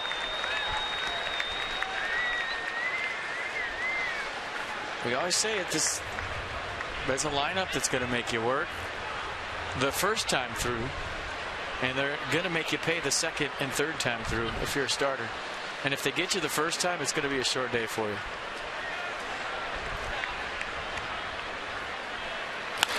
And Cabrera pops it up left field line. Long way for a lot of guys to go, and Murphy makes a very good play for a guy not playing a whole lot of second or third base this year. David Wright, the usual guy over there, he himself couldn't have done it better.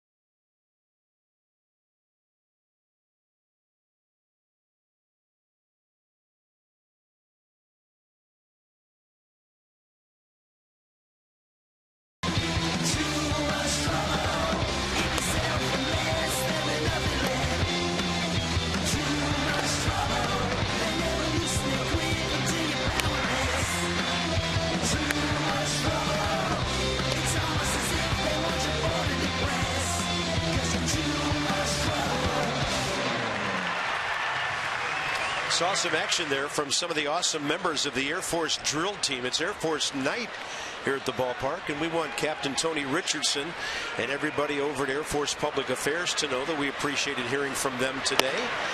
And we love having them at the ballpark, and we love letting our viewers see them in action. So best of luck next time you go off into the wild blue yonder, huh? Breaking ball in there, and Gio against Lucas Duda. The long inning not affecting him on the first couple of pitches. Now somebody's got his nasty curveball back. By the way, his season high in strikeouts 9. And he's just done it again. He did it in a no decision April 29th in 6 innings at Houston. After the curveball, here's the changeup. All 3 for strikes. Duda thinking this one's going to be down. Good frame by Wilson Ramos to get the call. Gio threw 111 pitches that night in 6 innings. Nats scored in the 8th and the 9th to beat Houston 4-3. But that was his previous high this year with 9 Ks. Get it and go. Wilmer Flores, the hitter.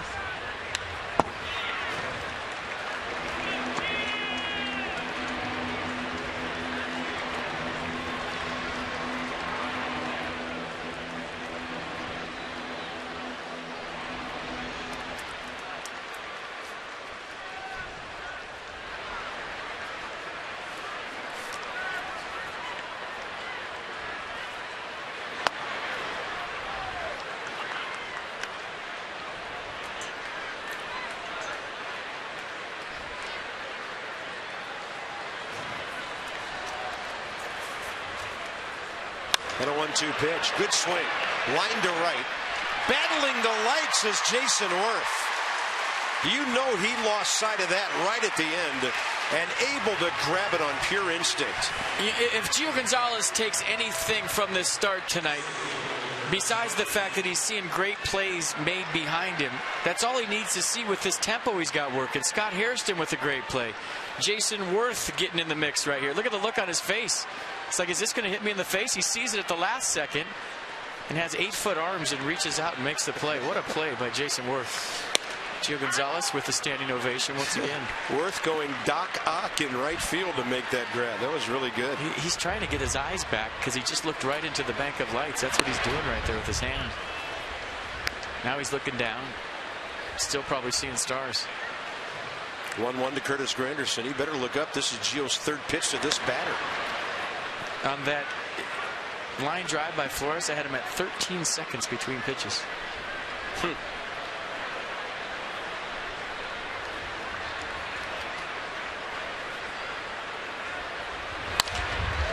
here you go again. Gio Gonzalez in 5 innings has faced 15 batters. Too bad there was a flare for a single way back in the 1st.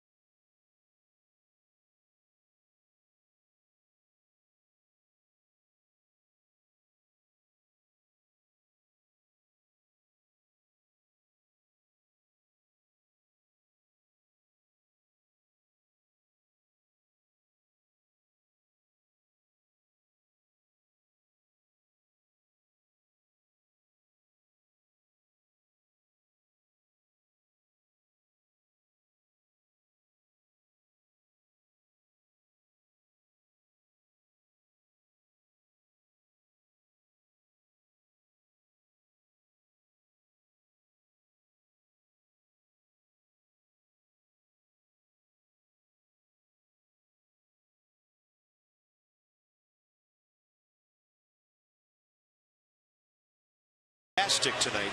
70 pitches in 5 innings.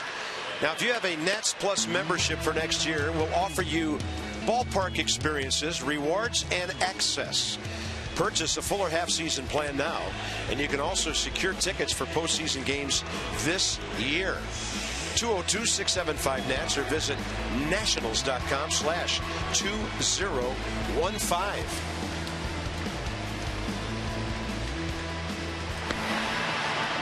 Gio Gonzalez, 5 of the best innings he's ever thrown in this ballpark.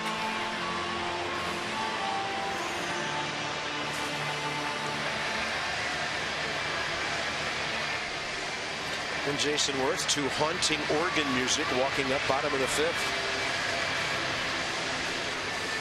Boy, they really got Wheeler up there. 89 pitches, 51 strikes. He threw 37 pitches in that 3-run 4th inning. And Worth got it all started with a base hit up the middle.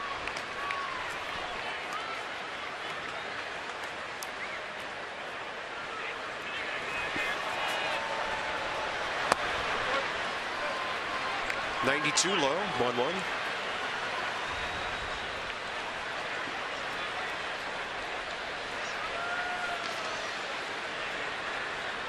Target in. Missed that spot, but over the plate, strike 2.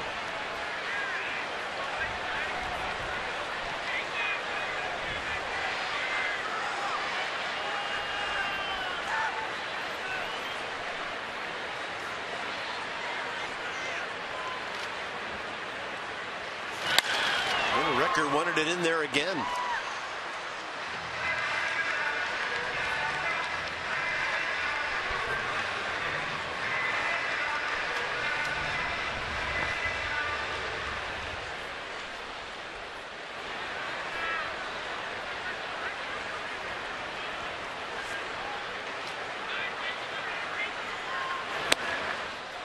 Trying to run that fastball back, and he missed 2-2.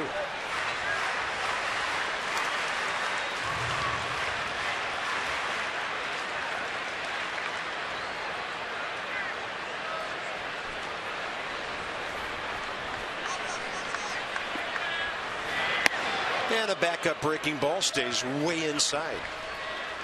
More long count action for Zach Wheeler here.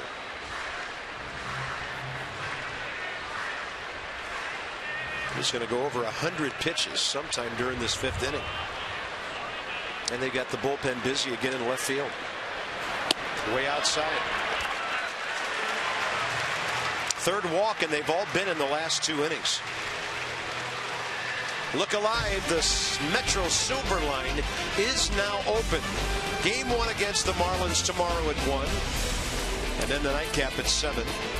Doug Fister, Taylor Hill will be involved in those 2 games as starters. We will supposedly hear after the game tonight who is starting which game against Miami.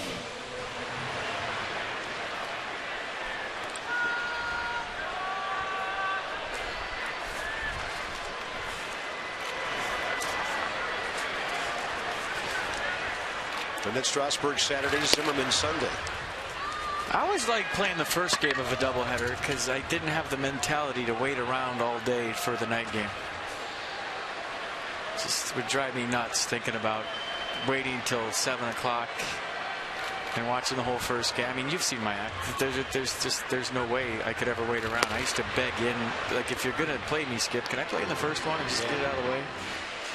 Play me or keep me home all day. And actually today there wasn't that long of a break because the first game went 3.5 hours. First game today didn't finish until 4:38. Lineups came out about an hour after that. And Ramos, a bouncer foul, left side, 1 ball, 2 strikes.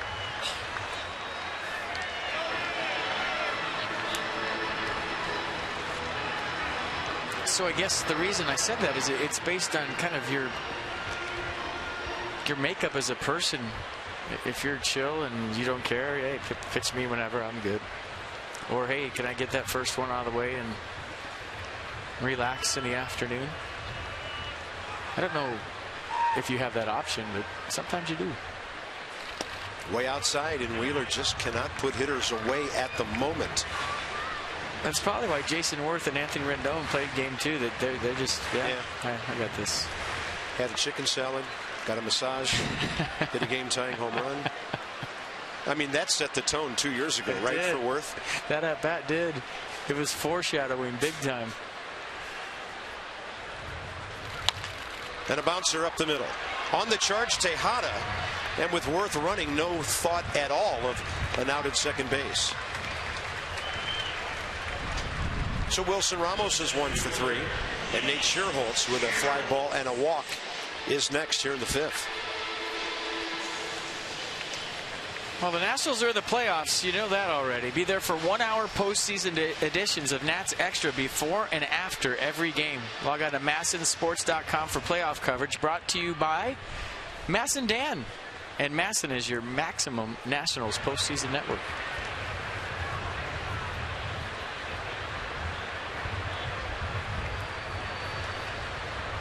Nate Scherholtz has 1 RBI today. That came as a pinch hitter, game 1. Goes up hacking against Wheeler, bouncing ball right side. Duda to the pitcher. Worth to third. 2 down.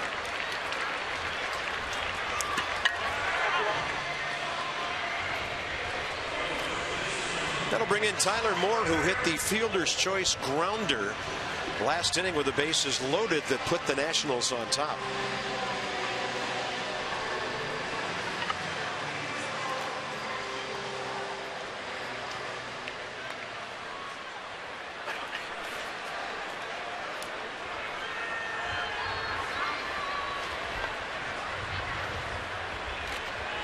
Zach Wheeler is due up third in the top of the 6th.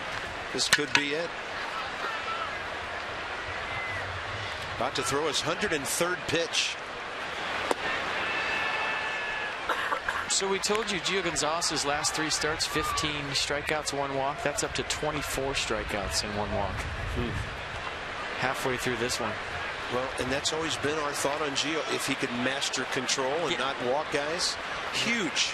I don't know that he'll ever be a control guy, but when he establishes certain pitches in the zone, it makes the opposition more aggressive.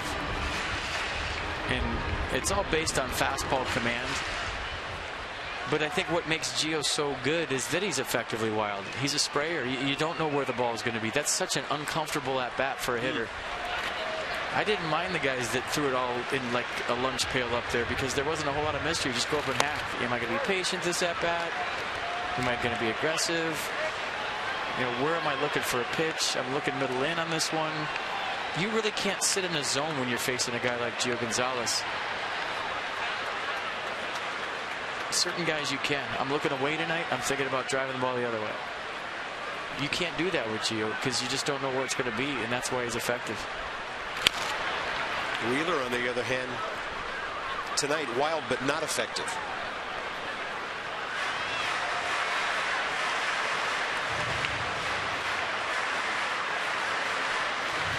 Three walks, a hit batter. Gio's never going to be a 90-pitch complete game guy. That's just not going to. On occasion, here and there, but that's not his style. He's not Doug Fister. But that's not a bad thing either. 2-2 to Tyler Moore. Big curveball struck him out, had him lunging. So Zach Wheeler has possibly thrown his last pitch of the night. He got strikeout number 7 with it.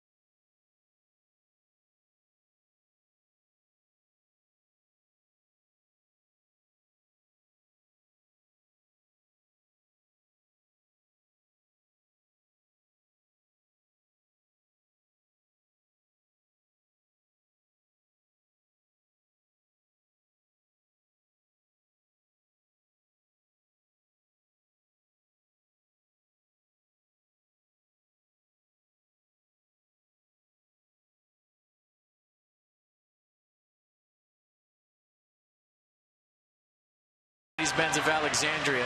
So this is the last regular season start for Gio Gonzalez. But for next year, when we introduce him and we show his arsenal, maybe we'll just show you this one at-bat against Lucas Duda for his arsenal. So Gio Gonzalez, he's got a fastball, about 91. He's got a curveball, about 75. And he'll throw an occasional changeup at 83. A 3-pitch SIA with all 3 pitches from Gio Gonzalez. That's kind of how it's gone for him tonight here. He's been fantastic. And I can see your key to the game at the top of the screen that says, thanks for coming. Yeah. Top of the 6th, Gio has thrown first pitch strikes to 11 of 15 batters. First pitch changeup to Anthony Recker. Recker probably thinking, it'd be kind of fun to catch this guy on a night like this. Wheeler, by the way, only 10 of 24 first pitch strikes. So there you go.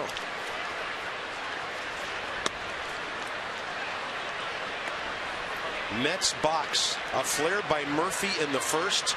Campbell hit into a 5-4-3 double play. And Gio Gonzalez has retired 13 consecutive batters.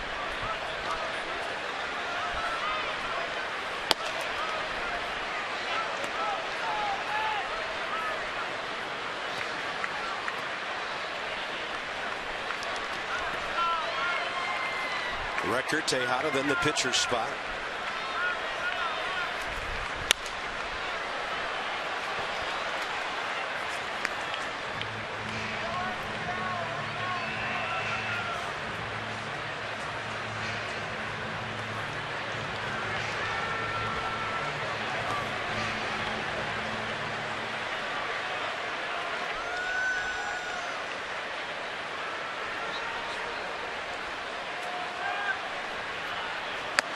Upstairs, and a season high 10 strikeouts. This is one of those ball games where the rest of the league is kind of, checked out on the Nats. We'll see in October, and then all of a sudden it gets your attention, the highlights, and you say, what? Gio Gonzalez did what tonight? Even the teams that are in it, even between games, I saw some scouts from the Pirates, some scouts from the Dodgers. Pat Corrales,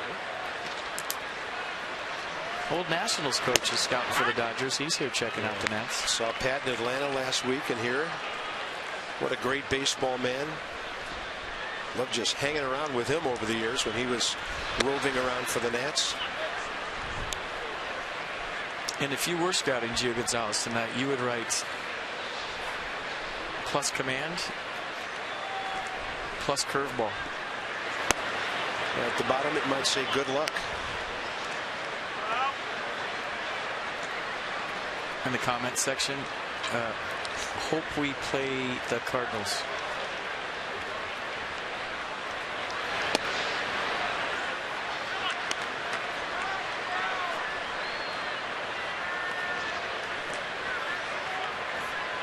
Three and 1 to Ruben Tejada, who was strikeout victim number 6 3 innings ago.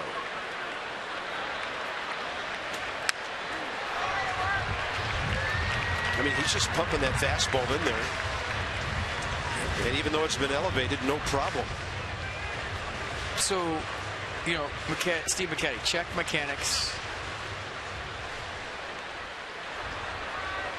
You don't have to worry about that. Now you're just free and easy. And you have a big ballpark on top of it. Gio saw the balls in game 1 and how it's not traveling here tonight. And as a pitcher, when you know you have a big yard and it's playing huge, you get a little lead, pound him right after him. Here it is, hit it. The tempo for Steven Strasburg and Gio Gonzalez last 4 or 5 starts has been the biggest difference. They're both going fast. And he misses on 3 and 2. First walk tonight. Only 2 base runners for the Mets, and Dan has more.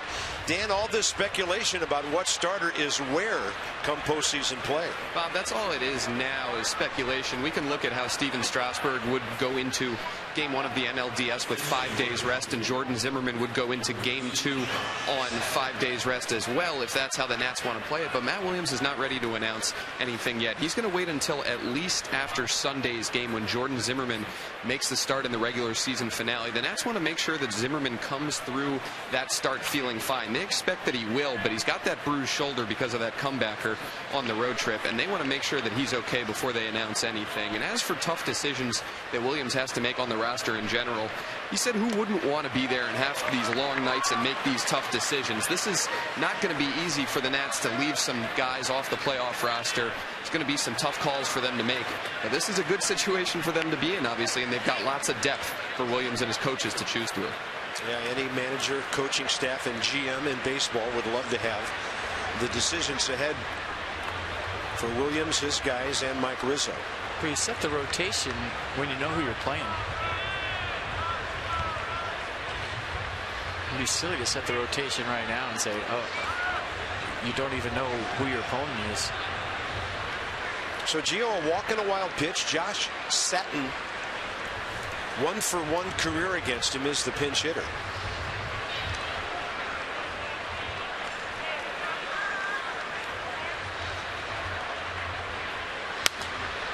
On a play, right side. That'll even the count. 9 o'clock hour here at Nationals Park. Long day of baseball. Through our first pitch at 1:07 this afternoon. And we've been with you all day here on Masson.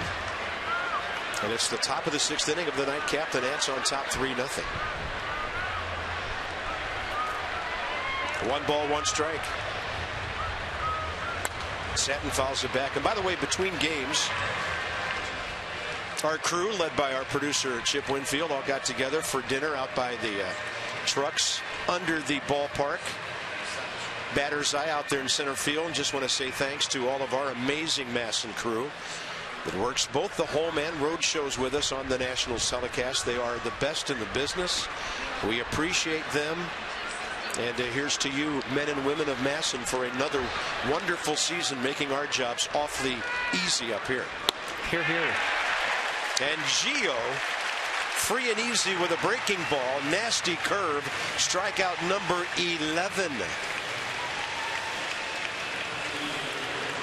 You guys have done such a good job, and we love you so much. We're going to put you to work for 2 more games tomorrow. Yeah, but think of the overtime they're making. Well, think of how cool it is to be a Nats fan. I mean, when I was a kid, you weren't seeing the first game of a doubleheader during the day on a weekday. You would just hear about the score. It was, if you didn't go to the game, you didn't see it.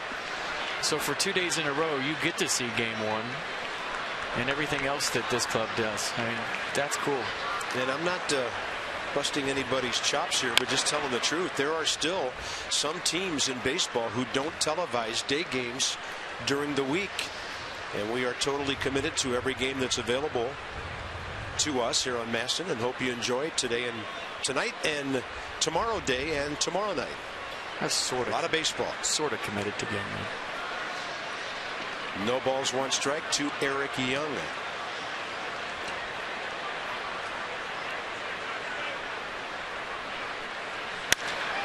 And he drills one right center. Worth after it. He's there. As good an outfielder as there is in the major leagues, Jason Worth. Well, they're all on their toes. He's working fast, throwing strikes. Another great play.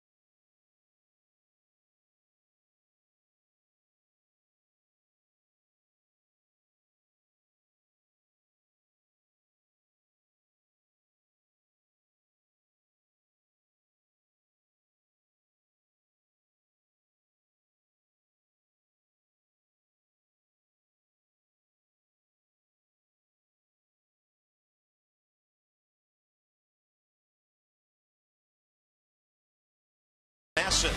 Brought to you by New York Life and the agent of the game. Brett Burton, there he is. Scott Harrison, he could do some selling on that catch if he wanted to. A little life insurance for a pitcher right there. So we're going bottom 6. Hairston, Espinosa, Gio. So Scott has contributed with the glove and with a walk that helped the Nats load the bases a couple of innings ago. Daisuke for the Mets. So just lifting the curtain back a little bit. When a new pitcher comes in, I press their name on Fangraphs. Hit it. Comes up with their repertoire. You've heard it all season. Daisuke has so many pitches right now that my computer won't load. And I'm not kidding. Getting an ad from a hardware store for a kitchen sink? Well, yeah. I mean, how about everything but the rosin bag and a 210 average against? About all you need to know. Yeah.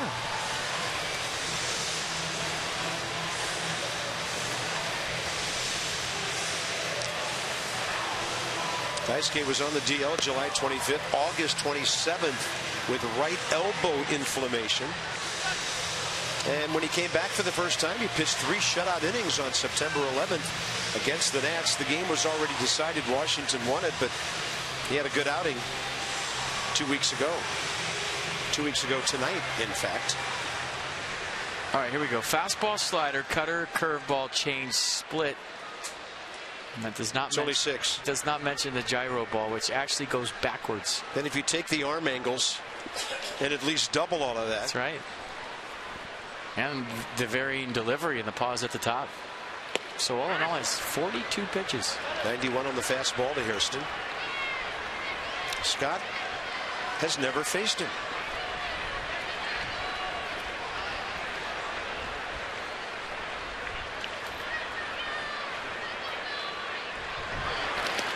Look at that thing. It's a good take. Nats box. 1 hit in the first 3 innings.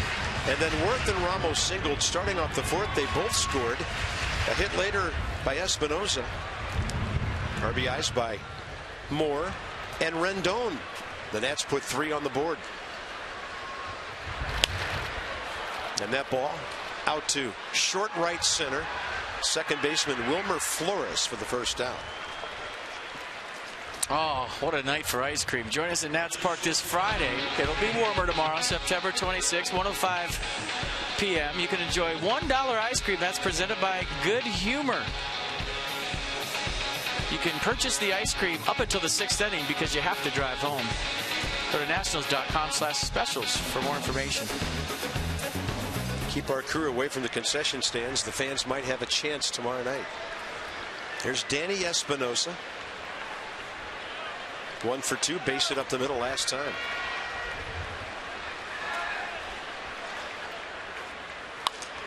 And he serves one to left. Eric Young. Couple of quick outs for Daisuke here. Let's see how the crowd likes what Gio Gonzalez is doing so far tonight.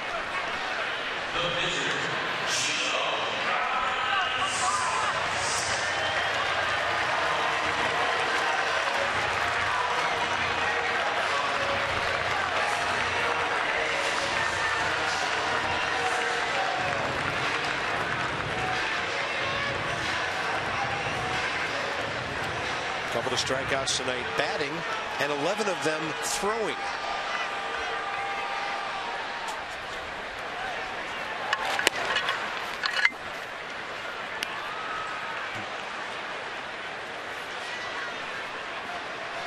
Gio, 88 pitches, 62 strikes.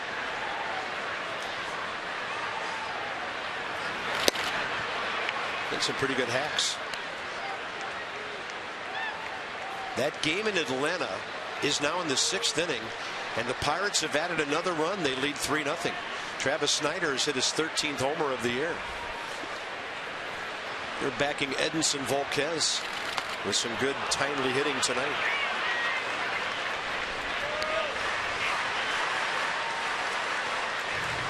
So the Giants got in the playoffs today because the Brewers lost. Yeah. How do you celebrate that before your 10:15 Eastern time start? I think maybe have a couple of milkshakes in the pregame meal. There you go. They'll make a big deal out of it. Work yet to be done for a lot of ball clubs. So here we go to the 7th. Gio going back to work, and frankly, we can't wait to see it.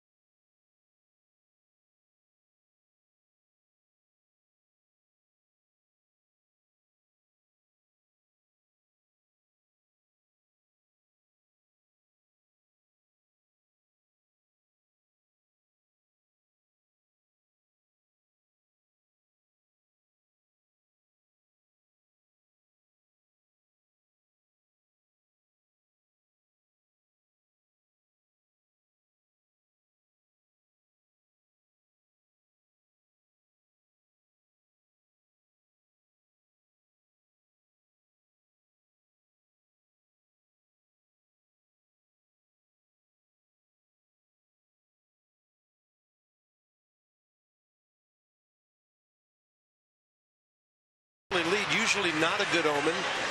Look out for Abe. He's way back there. He's a great closer. But evidently Teddy has enough left for the stretch. He jumps into the tape. And flashes his October shirt. Yeah, nothing but October, huh? 77th home game for those guys. They're banged up too. Check out Gio and all the K's tonight. Started with Eric Young in the first, then Lucas Duda, Wilmer Flores, Curtis Granderson, Anthony Recker come on down. Ruben Tejada, you've won both showcases. Zach Wheeler, those strikeouts. And I'm losing track. Yeah, but this is really good. A whole bunch of those guys should have taken door number 1. He's doing good, said the best analyst in the league for nothing. Gio has struck out 11 batters 6 times in his career now. 3 of those last year. Ironically, none of them were in his 21-win season, 2012. He looks like 2012 tonight. He does. Here's Daniel Murphy. Sharply hit. Right there, Danny Espinosa. Bang to first, 1 out.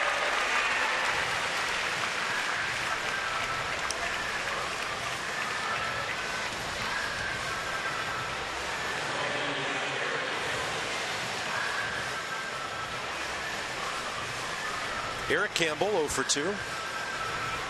Gio 88 pitches going into this inning.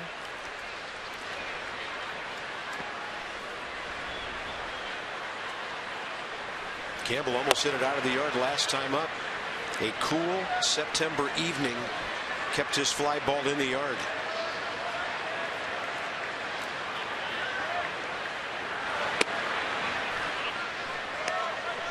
Throwing just enough changeups to give the hitter some timing issues. I kind of like the fact that Gio's using his curveball as his second best pitch overall. Changeup curveball thing got a little skewed there for a while, didn't it? Yeah, leaned on the changeup a lot when I don't know if he had the arm strength, at least in his mind, to throw that curveball as much as he wanted to. Put the arm slot back up on top, and he's throwing the curveball far more than the changeup tonight. I don't have the exact numbers, but I would guarantee it. And Gio way outside his second walk. So maybe getting toward the end here as he approaches 100 pitches. He's gone at least 6 innings for the 19th time this year in 27 starts, and he's trying to go at least 7 for the 8th time. Might get the bullpen up. We'll see as he readies to throw pitch number 96. He's handled Lucas Duda twice tonight. Struck him out swinging, second inning, taking fifth inning.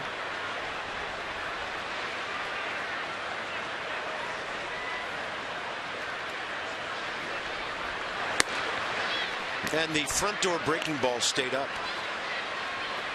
Kind of dropped down on that one, got around it, and after the walk, I think Matt Williams is going to go to the phone or at least talk to Steve McCaddy. I just saw him go down the stairs. And the bullpen's starting to get busy.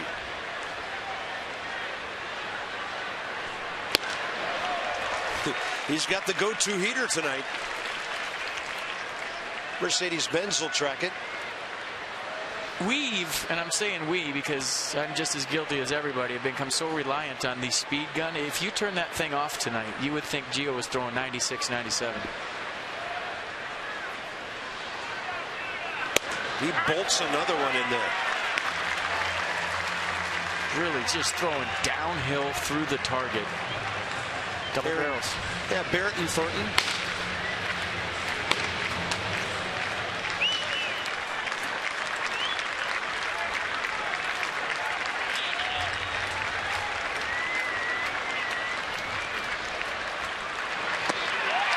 The big hook, striking out Lucas Duda for the third time, and that's a new career high 12.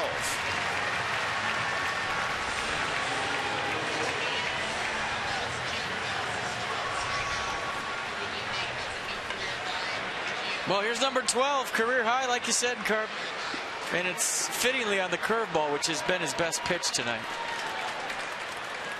Wilmer Flores is next. Runner at first, 2 outs, top of the 7th. Fans are dying to do 2 things. Get up and holler for Gio if he can put an end to this inning and then take a nice stretch on a cool evening. Flores 1 for 2. Adler 1 for 2 in terms of striking out. Other time up, he hit that line drive to right field on a good play by Worth, retired. Gio's pitching so well, I got guys 1 for 2 if they make contact once. Well, that's what I used to do. That's how I computed my own average. Ground ball to short. That's a base hit. 1-1.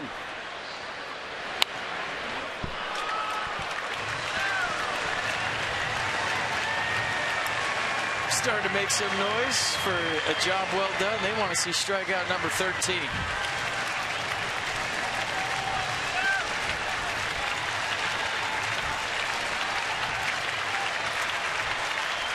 Hearing some Gios out there.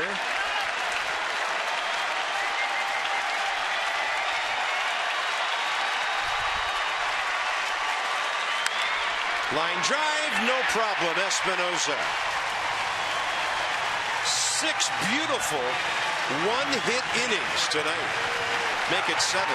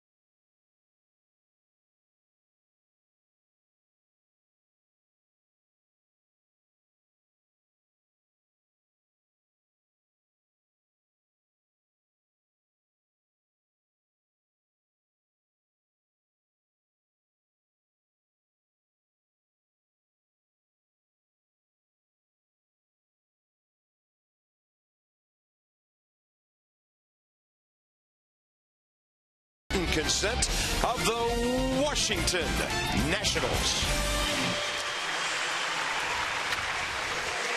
Nationals Park, site of a brilliant pitching performance tonight by Gio Gonzalez in front of 26,000 plus, a one-hitter, and it was the second batter of the game that got that only hit. And remember, he almost had a no-hitter against the Mets last year.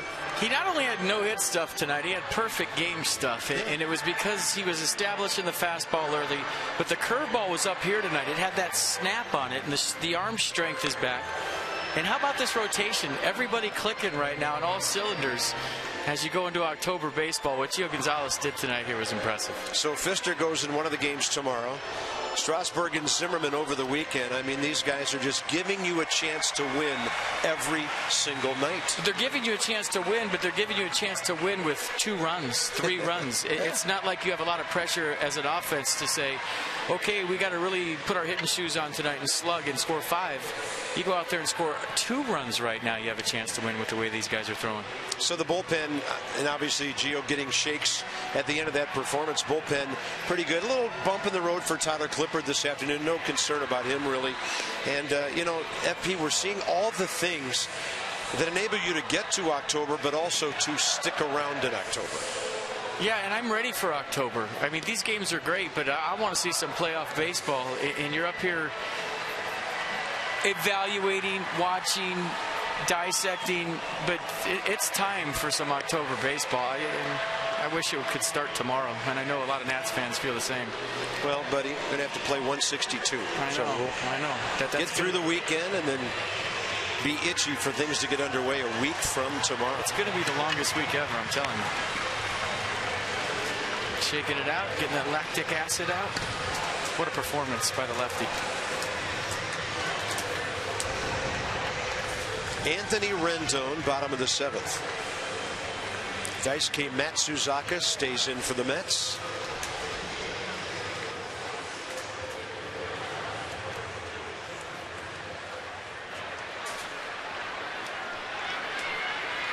Rendon is 1-for-1 career against him.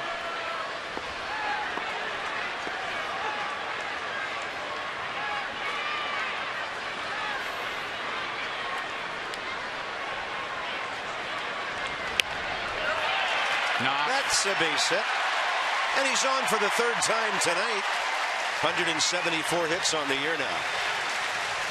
What can't Anthony Rendon do? Shave, I think. I think shaves it. I got nothing for you except for shave. Perfect. Yeah, he knew where Murphy was playing, and a decent bunt was a hit, and then he just dropped down an exceptional one. That's big. You're looking for a 4th run here to get to slam range.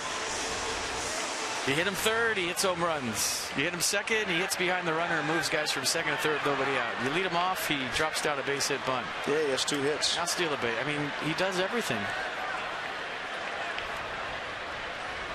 There he goes. Swing and a miss. And Rendon, number 17. He has a chance to be 2020. He'd need 3 more bags.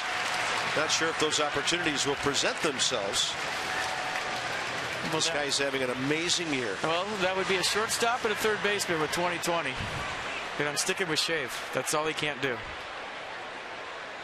I mean, he hits for average, he hits for power, he steals bases, he drives in runs, he scores runs, and he plays one heck of a 3rd base. I can't wait for America to get to know Anthony Rendon starting next Friday. Shave. Cabrera wants to at least move the runner here. Daisuke misses inside. And the count 1-1. By the way, that was the 99th stolen base by the Nationals. Now, wait a minute. That's 100. Cabrera got one in the 1st inning. So they're at 100. Well beyond their total from last year. Ball 2. I think more impressive than the 100 is the percentage and the timing of most of the stolen bases. There's not a lot of stat pattern stolen bases on this ball club. They steal bases when they're important. You watch other teams throughout the course of the season. There'll be guys that'll steal third base with 2 outs, and they're up by 3 runs. Oh, okay, well, that's good for your baseball card. But when the Nats, for the most part, steal bases, it means a lot. 88 all of last year. I'd say he's trying to move the runner, trying to drive him in. Healthy hack, and it's 2 balls, 2 strikes here in the 7th. Nats have out hit the Mets 5-1.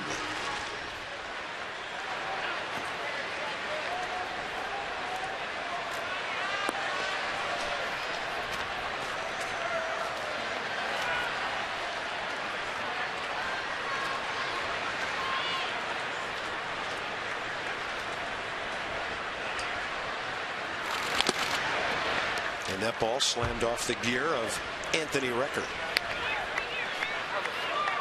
Good crowd tonight. Cool night. Kind of a miserable day in town after the rain out last night. 26,439. We had 28,629 tickets sold this afternoon. Had a cozy gathering for a long ball game.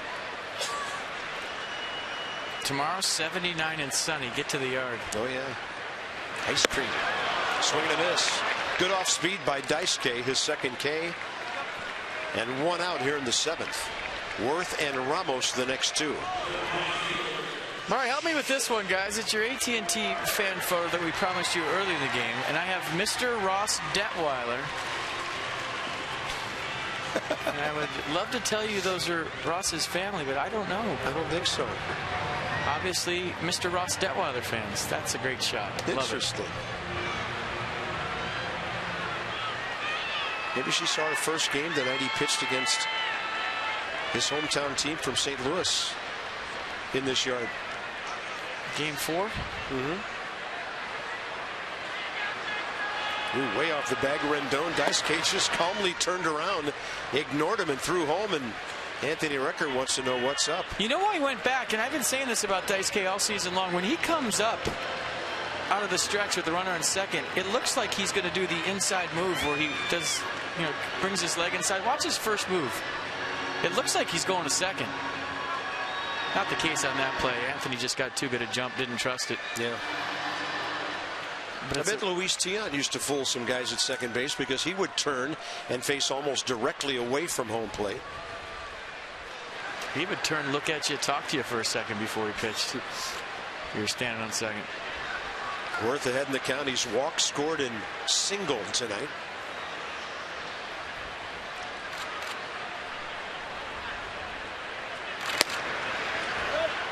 Breaking ball, bending way outside, 2-0.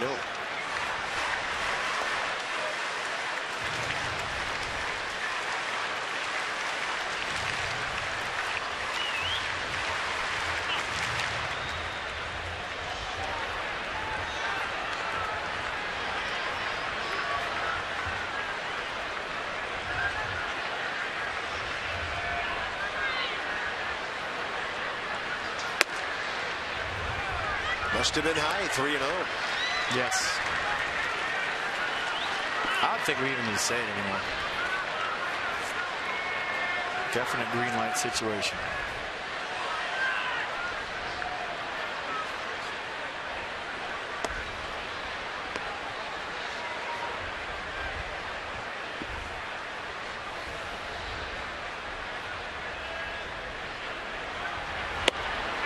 And that one to the inner edge at 93. Worth 1 for 6 career against Daisuke. I don't know if he's displeased with the fact that he took it or he didn't get the green light, but Jason Worth not happy right now.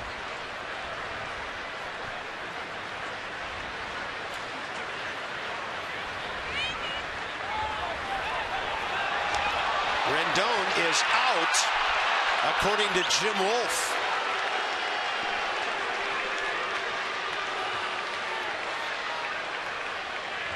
Looked like they got him with the naked eye. We'll see if Matt Williams comes out to challenge this, but he was going. They caught him.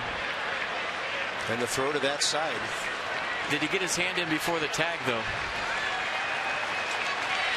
Nope. They got him on the helmet. Matt Williams would have come out anyways. Yeah, he's been given some kind of thumbs up by his guys. The calf better because he's jogging out there. Yep. Now they say thumbs down. So 1-4 on the pickoff. Yeah, they got him right on the helmet before his hand got back there. And a quick move by Daisuke to Wilmer Flores. That was a play. They put on a play. Definitely had daylight to throw to. Count to Worth goes to 3-1.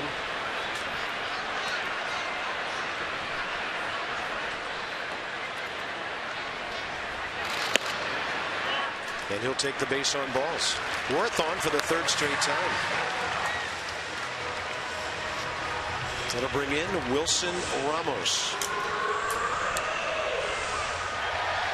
Washington, D.C. Lexus dealers are donating $250 to the Children's National Medical Center for every home run an Nats player hits this season. Lexus, the pursuit of perfection.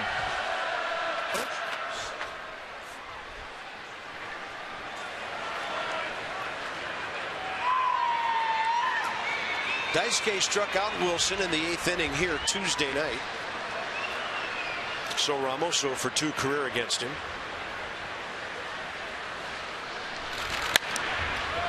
And that outside the bag. Like the approach, though. He's thinking the other way. And she's thinking, I got myself a souvenir. Brought your glove to the game. You get a ball. That's how it works. All right. Makes me feel good to see the little guy who was down there with her so happy for her. Ramos 1 for 3 tonight. Opposite field hit and a run scored. 3-0 Nationals.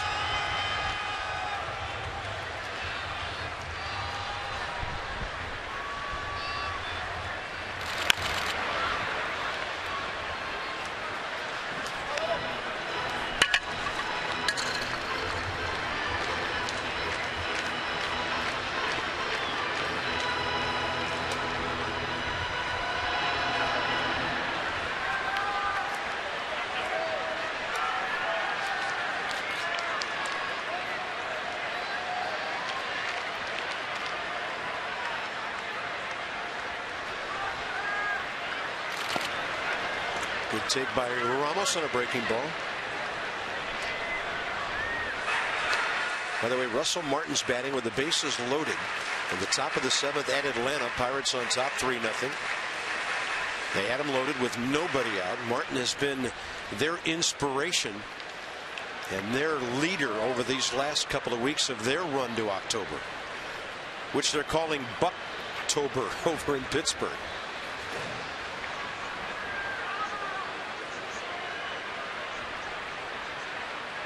1-2 instead over to Worth.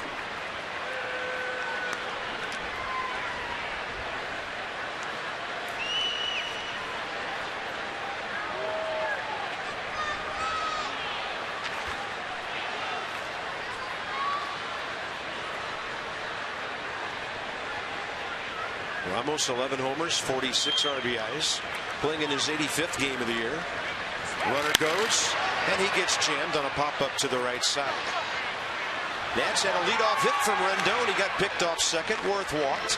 Nationals have left 7 runners in the nightcap, but great pitching has them ahead 3-0.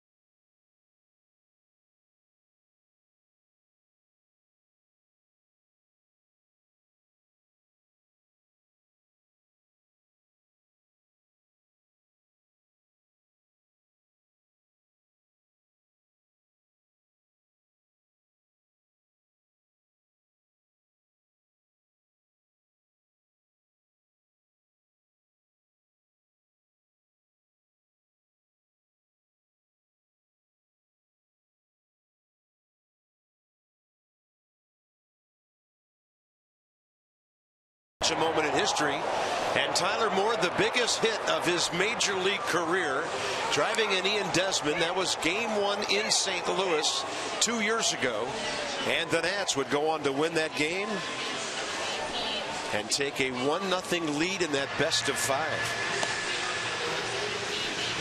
My favorite part about that video we just showed, as you look at Michael Taylor in center field, was all the emotion, the fist pumps, the guys going nuts at home plate. It's the best part about October baseball is the emotion that everybody shows on every single play. It's no more even keel and staying the same. It's you turn into a 12-year-old kid like you're playing Little League All-Stars. It's awesome.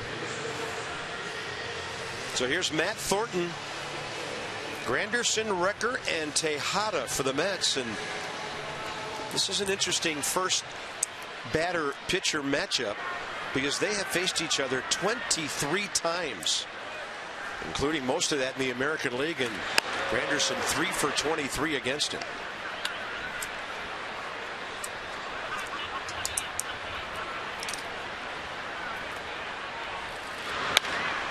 Rocks one into right. Moore deflects, but nobody can get to first in time.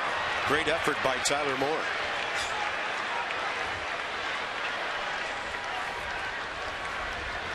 Yeah, ball hit hard. Curtis Granderson having a nice doubleheader. 3 hits the first game, 3 for 4 with a walk. Now he checks in here in game 2 with his first hit. 1 for 3, so the 4th hit of the day for Curtis Granderson. And Matt Thornton should have been there. Yeah. Paused for more than a count. Next up, Anthony Recker, facing the lefty for the first time. Second hit in this game for the Mets. They came 7 innings apart.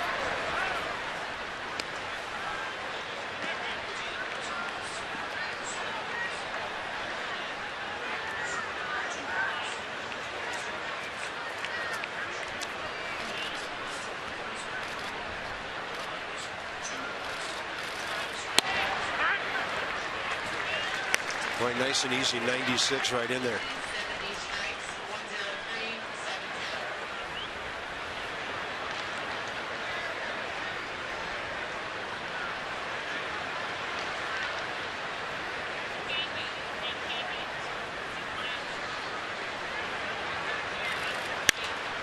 Line drive, and it kind of just loops out to Cabrera for the first out. Boy, did you see his dribble give him with that soft line drive, peeking at Anthony Recker, seeing if he was running or not. He had notions of letting that drop and turning 2. I think because the ball was going away from him, he wasn't sure how it was going to hop. Watch him kind of look at Recker right here and see if he was running.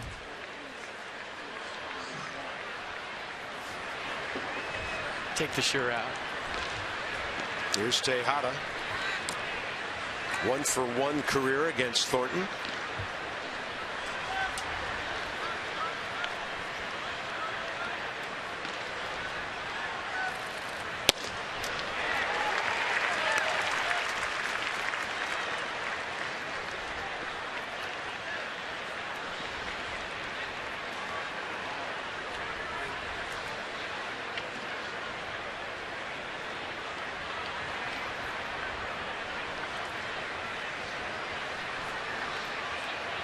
Granderson short lead. Not going anywhere, down by 3.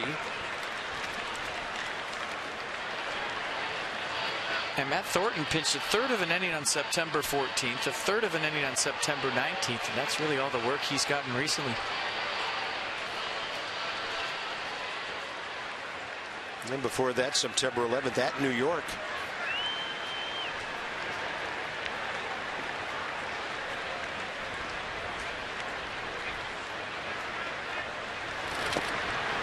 And blocked by Ramos.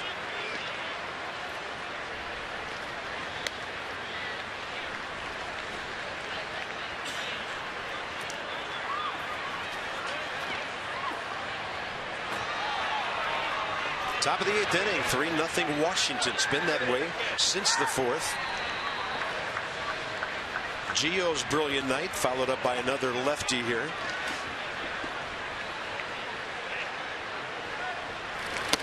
And And that's inside, ball 2. Terry Collins either going with experience or playing a hunch on deck.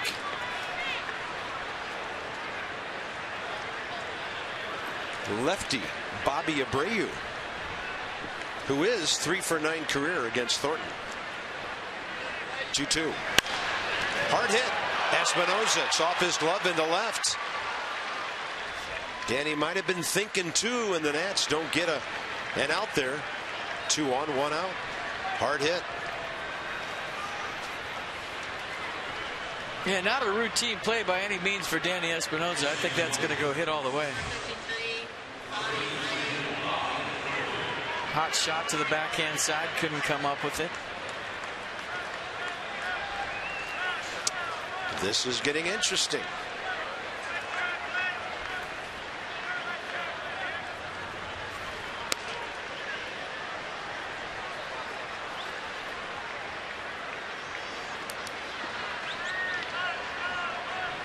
Craig Stammen getting loose. They're going to give Danny Espinosa an error on that. I was wondering why they hadn't posted a hit. Some debate downstairs. And here's Abreu, as I mentioned, 3 career hits, a double, 2 walks against Matt Thornton, a troublesome hitter for him. Real speed right here.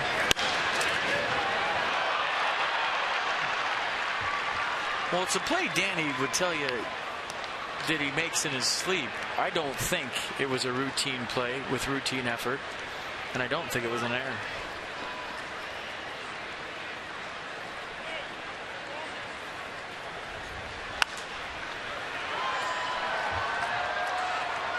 Yeah, that's one that could be changed.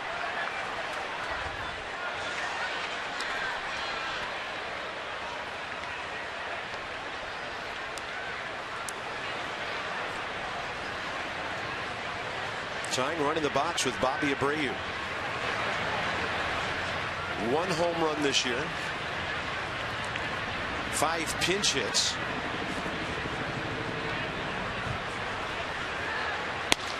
That's a good looking fastball at 96. Nissan will track strike 2. Thornton does so well that downhill fastball away, mid-90s to lefties. Dirt in the outside corner. Pirates, by the way, have picked up 3 in that 7th inning at Atlanta and lead 6-0. Nats holding on to a 3-0 lead here.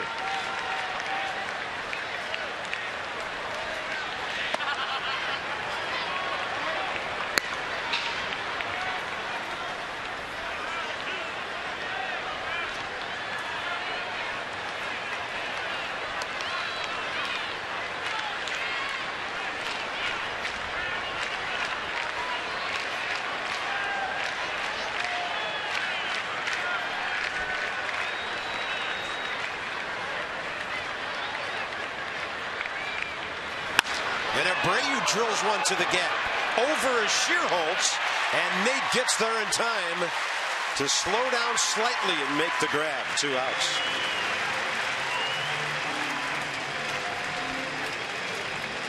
Ball hit well, and Abreu almost made Terry Collins look like a genius right there. Went for the left-on-left matchup, and Abreu gave it a ride. Nice play by Shearholtz. He got that fastball away, but it was elevated and had a good sound, good route by Nate Shearholtz. Matt Thornton waiting. I'm happy with the results. Top of the order now, Eric Young Jr. from the right side. Hitting about the same from both sides of the plate. First career at bat against Matt Thornton.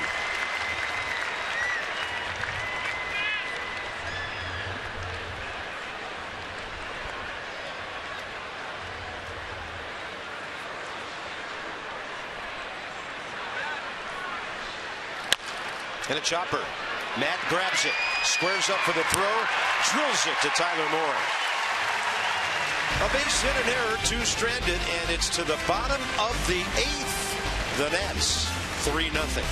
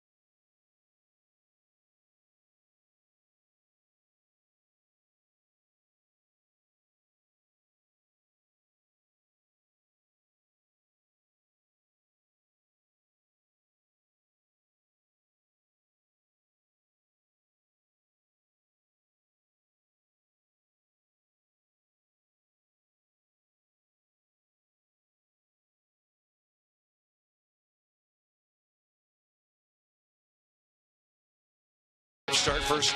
20,000 fans receive a 2014 Nationals team poster presented by Credit Union National Association. 202-675-NATS. Good seats available. Visit nationals.com/tickets. 3-0 into the bottom of the 8th inning. Nats trying to add on to their 3-run lead. Head over to MASN Nationals Facebook page for your chance to win an exclusive hashtag I Back the Nats prize pack, and Care First will back your community with a donation for participating. The Facebook.com/MASN Nationals for your chance to win. That's what the W's for. Win. And by the way, that poster tomorrow night has next year's schedule on it. Here's her men. I'm so not to next year yet, though, but that's going to be good next year. Some people want to know. It just sounds like you ripped that poster in half. It's perforated. It tears right off. I'm looking at it. I tell you, our audio people are unbelievable. We take an extra breath up here, and they know about it. Nate Scherholtz against her men, facing him for the first time. Nate 0 for 2 with a walk, and he gashes that one out to right center. It is off the glove of Eric Campbell. Scherholtz stops at second. Thought about third for a moment, and we'll see how they score that. That's a double all the way. He's going in the gap, reaches up for it. And the old hit his glove thing does not apply. This is not a routine play. Hits it well, sends him back to the track. Reaches up, doesn't stick. That's an easy one for me.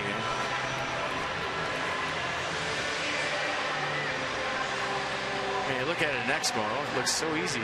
But when you're going full speed and your head's bobbing all over the place, not an easy play.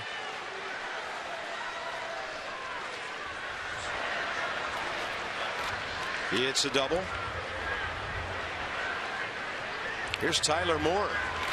And that hit him. Fastball just chasing him inside. 2 on, nobody out.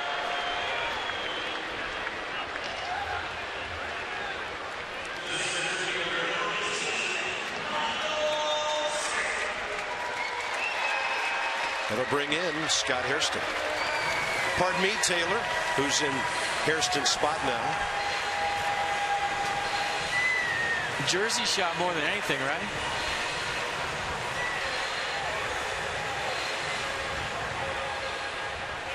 So Michael Taylor getting a look in this doubleheader. He led off today. Had one of the big hits of the day for the Nats, a 2-run single that helped them tie the game at 4 in the 5th inning.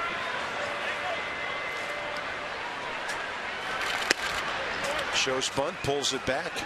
Good job of pulling it back. Bunch strikes. And if he gets one on the ground, you could have bases loaded, nobody out. Young man who can fly.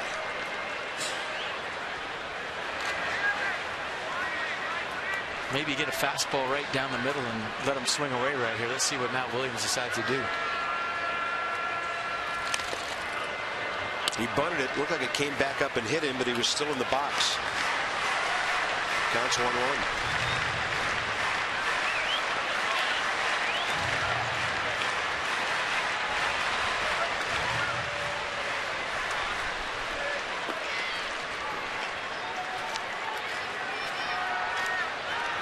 Nats looking to put this game away in the 8th inning.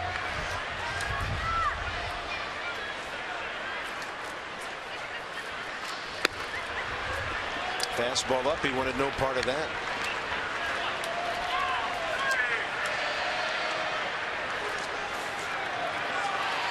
It's where you'll see a lot of managers employ the inside move with their pitcher to second base, the one where they come up and spin into second to see if the hitter shows bunt. 2-1 count. I don't think you're sure Daniel Murphy going to put on another set of signs at third base for the bunt defense. But the best way to tell is to do that inside move to second and watch the hitter and see if he squares.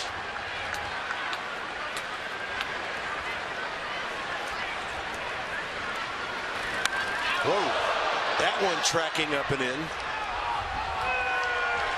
And Herman all over the place with his fastball here.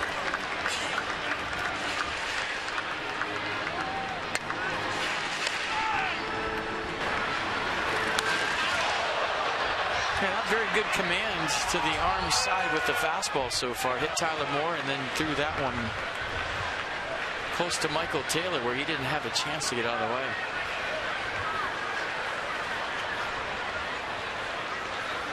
Two. Still bunting, and he bunts into a strikeout. They'll bring in Danny Espinosa. Most popular way to follow the Nats push, MLB.com at bat, #1 app for live baseball, live look-ins, replay reviews, scores, MLB.tv game of the day. Get your at bat. Get at bat for your smartphone or tablet on the App Store or visit MLB.com. Danny Espinosa 1 for 3.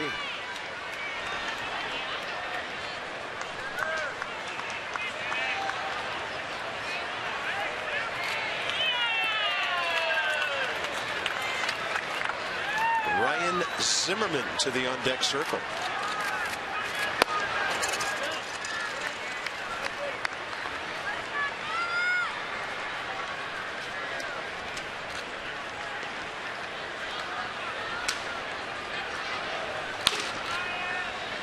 Craig Stammen if the Nats take it beyond save range. Drew Storn if it's 3-0 into the 9th.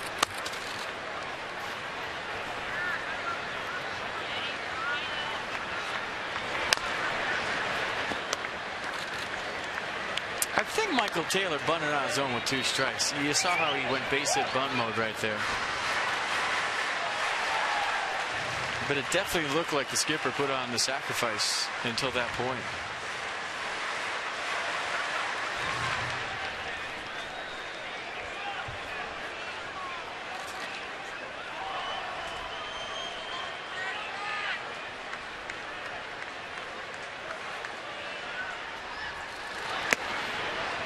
Ball 2.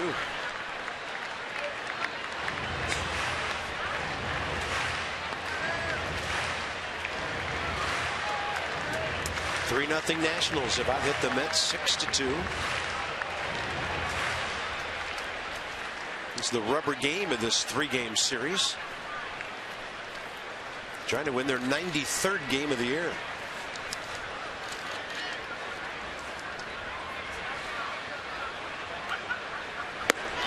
Espinosa can't get it. 2-2.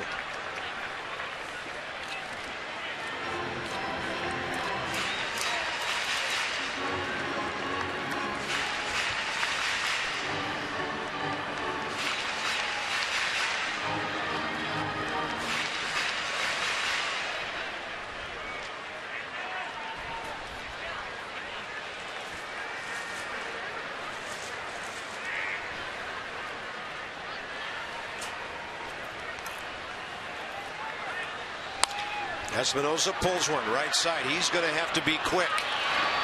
And a good takeout at second base. Tyler Moore will get the inning to Ryan Zimmerman. And a good ovation coming up here.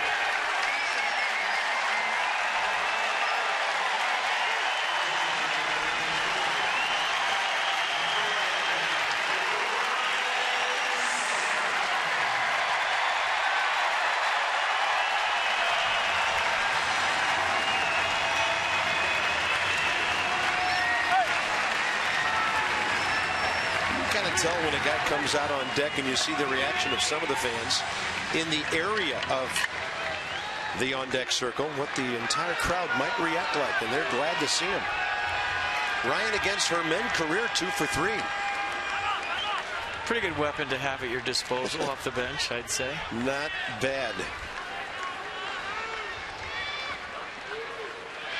Yeah, Matt could have gone Harper or LaRoche here, but he wants to see Zimmerman against a hard-throwing right-hander.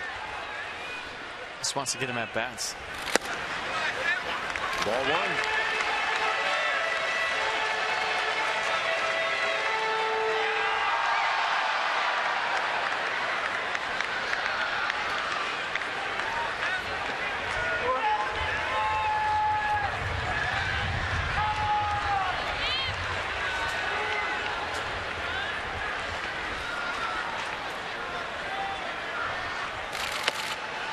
And then the slider low away.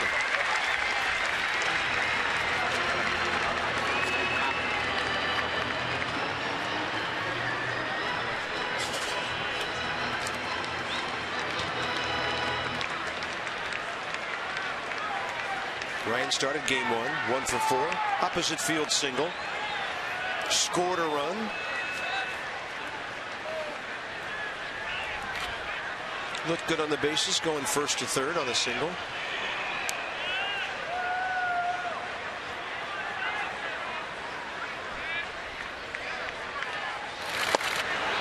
And on 2-0, trying to rip. Got the changeup on 2-0 from Herman. Boy, apparently called Herman in New York, and finally just decided he was number 71.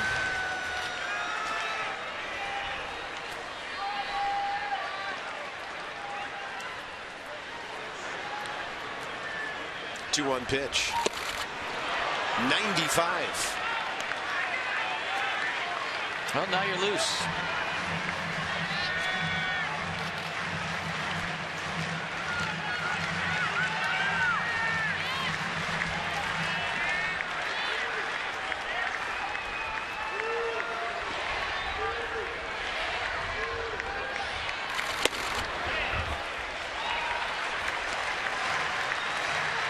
Danny Espinosa will be on a head start from first base.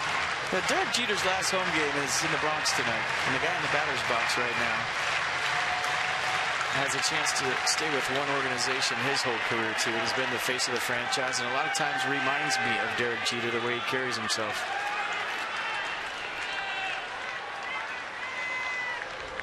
He stays long enough, he'll be the only guy to wear number 11 here from here on. Absolutely. 3-2. Fastball. Rips it to Duda. He can hit. Ryan Zimmerman.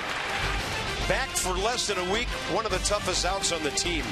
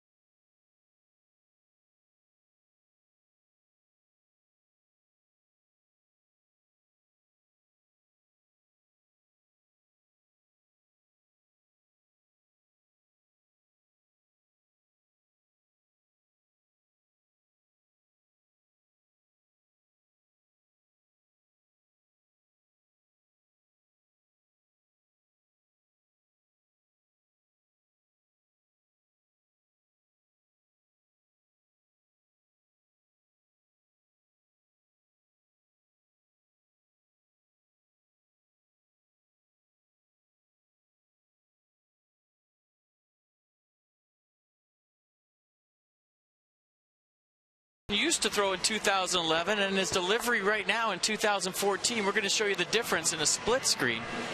So on the left, Drew in 2011. On the right, 2012. We're going to slow it down for you. You see the leg low in 2011. And watch how still the head is right now. Staying over the backside of the rubber. And getting out in front. And I guess a way to simplify it is that if the arm is the rifle and the ball is the bullet, the target is the glove. When your head is still like it is right now, it's easier to hit your target. You know, we talk about staying back, getting the arm up on top, being out in front. Well, all that happens if you stay back. But the 2011 delivery, you saw him kind of drifting and the head moving. Not that it was broken 2011 by any means, 43 saves. It's just a little more efficient right now with that still head and being able to throw strikes with all his pitches. Watch on the left. See how his head's kind of drifting right away and sinking and dropping drive? And on the right, thanks for showing this again, guys, by the way. And on the right, it's just perfectly still and back over the rubber, so he's staying on his backside. Drew Storen against Daniel Murphy, 9th inning. Storen grounded. Actually didn't face him. Murphy ground out in the 8th inning against Clippard. And then Drew got his 10th save against the bottom of the order. That's a fastball in there, and it's 2-1. They just changed that call on Danny Espinosa from an error to a hit, which is the right thing to do. If they just listened to me for right out of the gate, they wouldn't have to change things.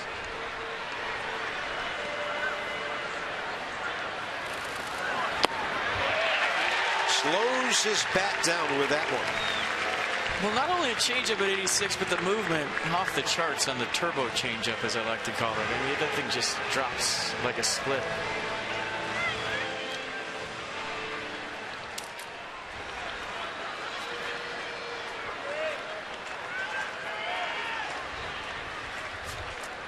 Two to Murphy.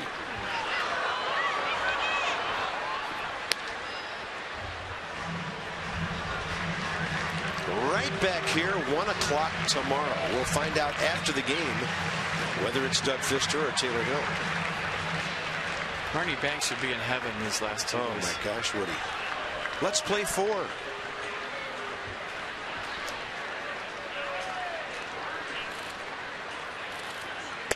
Storen with 82 strikes out Daniel Murphy.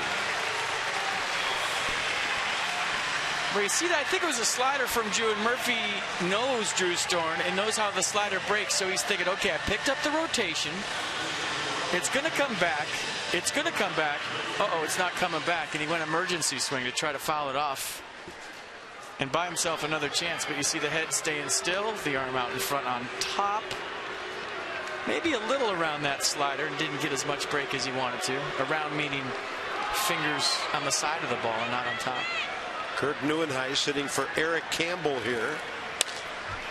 Left side, Espinosa has it. 2 down.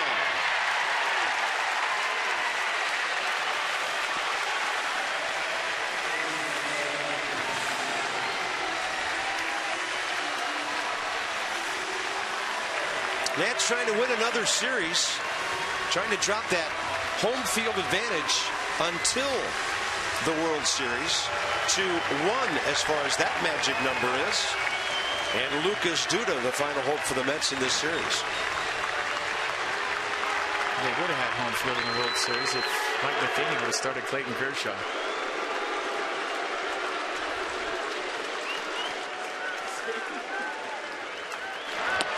Swing and a miss.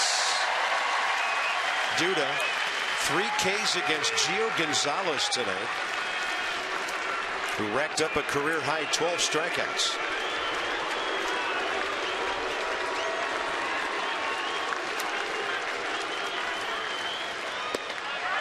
Strike 2.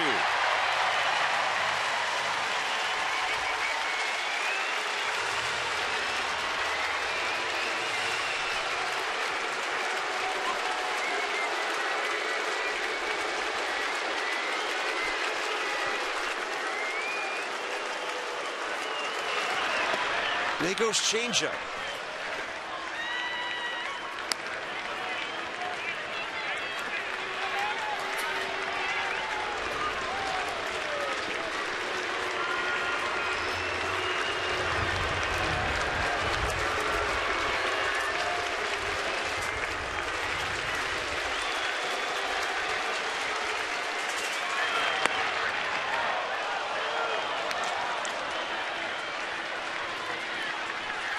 Twos are wild.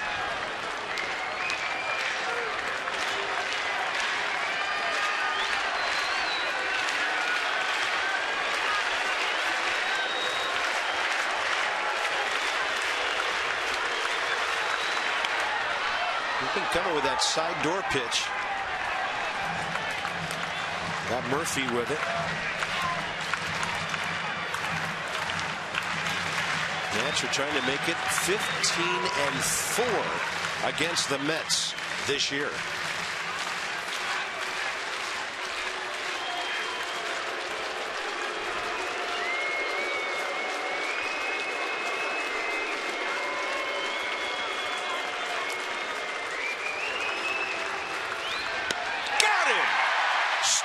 Does it again.